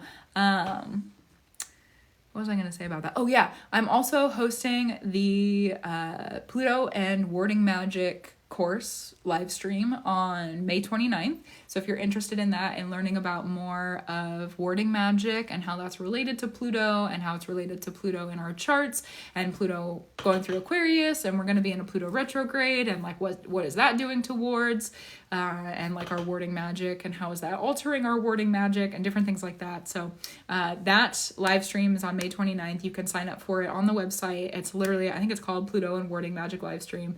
It's under services. It's also on the homepage if you scroll down. So if you're interested, I'm very excited for that. And yeah, otherwise I'll be back on Friday and I'll have more content coming up soon. If you want to check out the blog, you can get updates. There's been a lot of people signing up for the blog recently, actually. So thank you so much if you are someone who has done that. Yeah, so there's a place to sign up for updates on there on the blog. Beautiful. What else is up and going on? I'm not doing private readings anymore. For now, that's a closed door for me because I just need the space to be, and that is, thank you for allowing me to receive that space. Yes, so for now, my readings are here, and that is what it is. And for now, it could change in the future. I said 4 months ago I wasn't going to do live stream readings anymore, and here I am, which I didn't do live stream readings for 4 months, but there's just some other things I need to get set up behind the scenes, and like I need the time, so it is what it is. But I think that's it. We're going through a lot astrologically currently, but we're getting a little bit of a rest, so hopefully you're able to rest with everything that's happening. And I love you, and thank you for being here. Thank you for your support, Yeah, and I'll see you soon. Go do what you need to do. Go and brew, and I love you.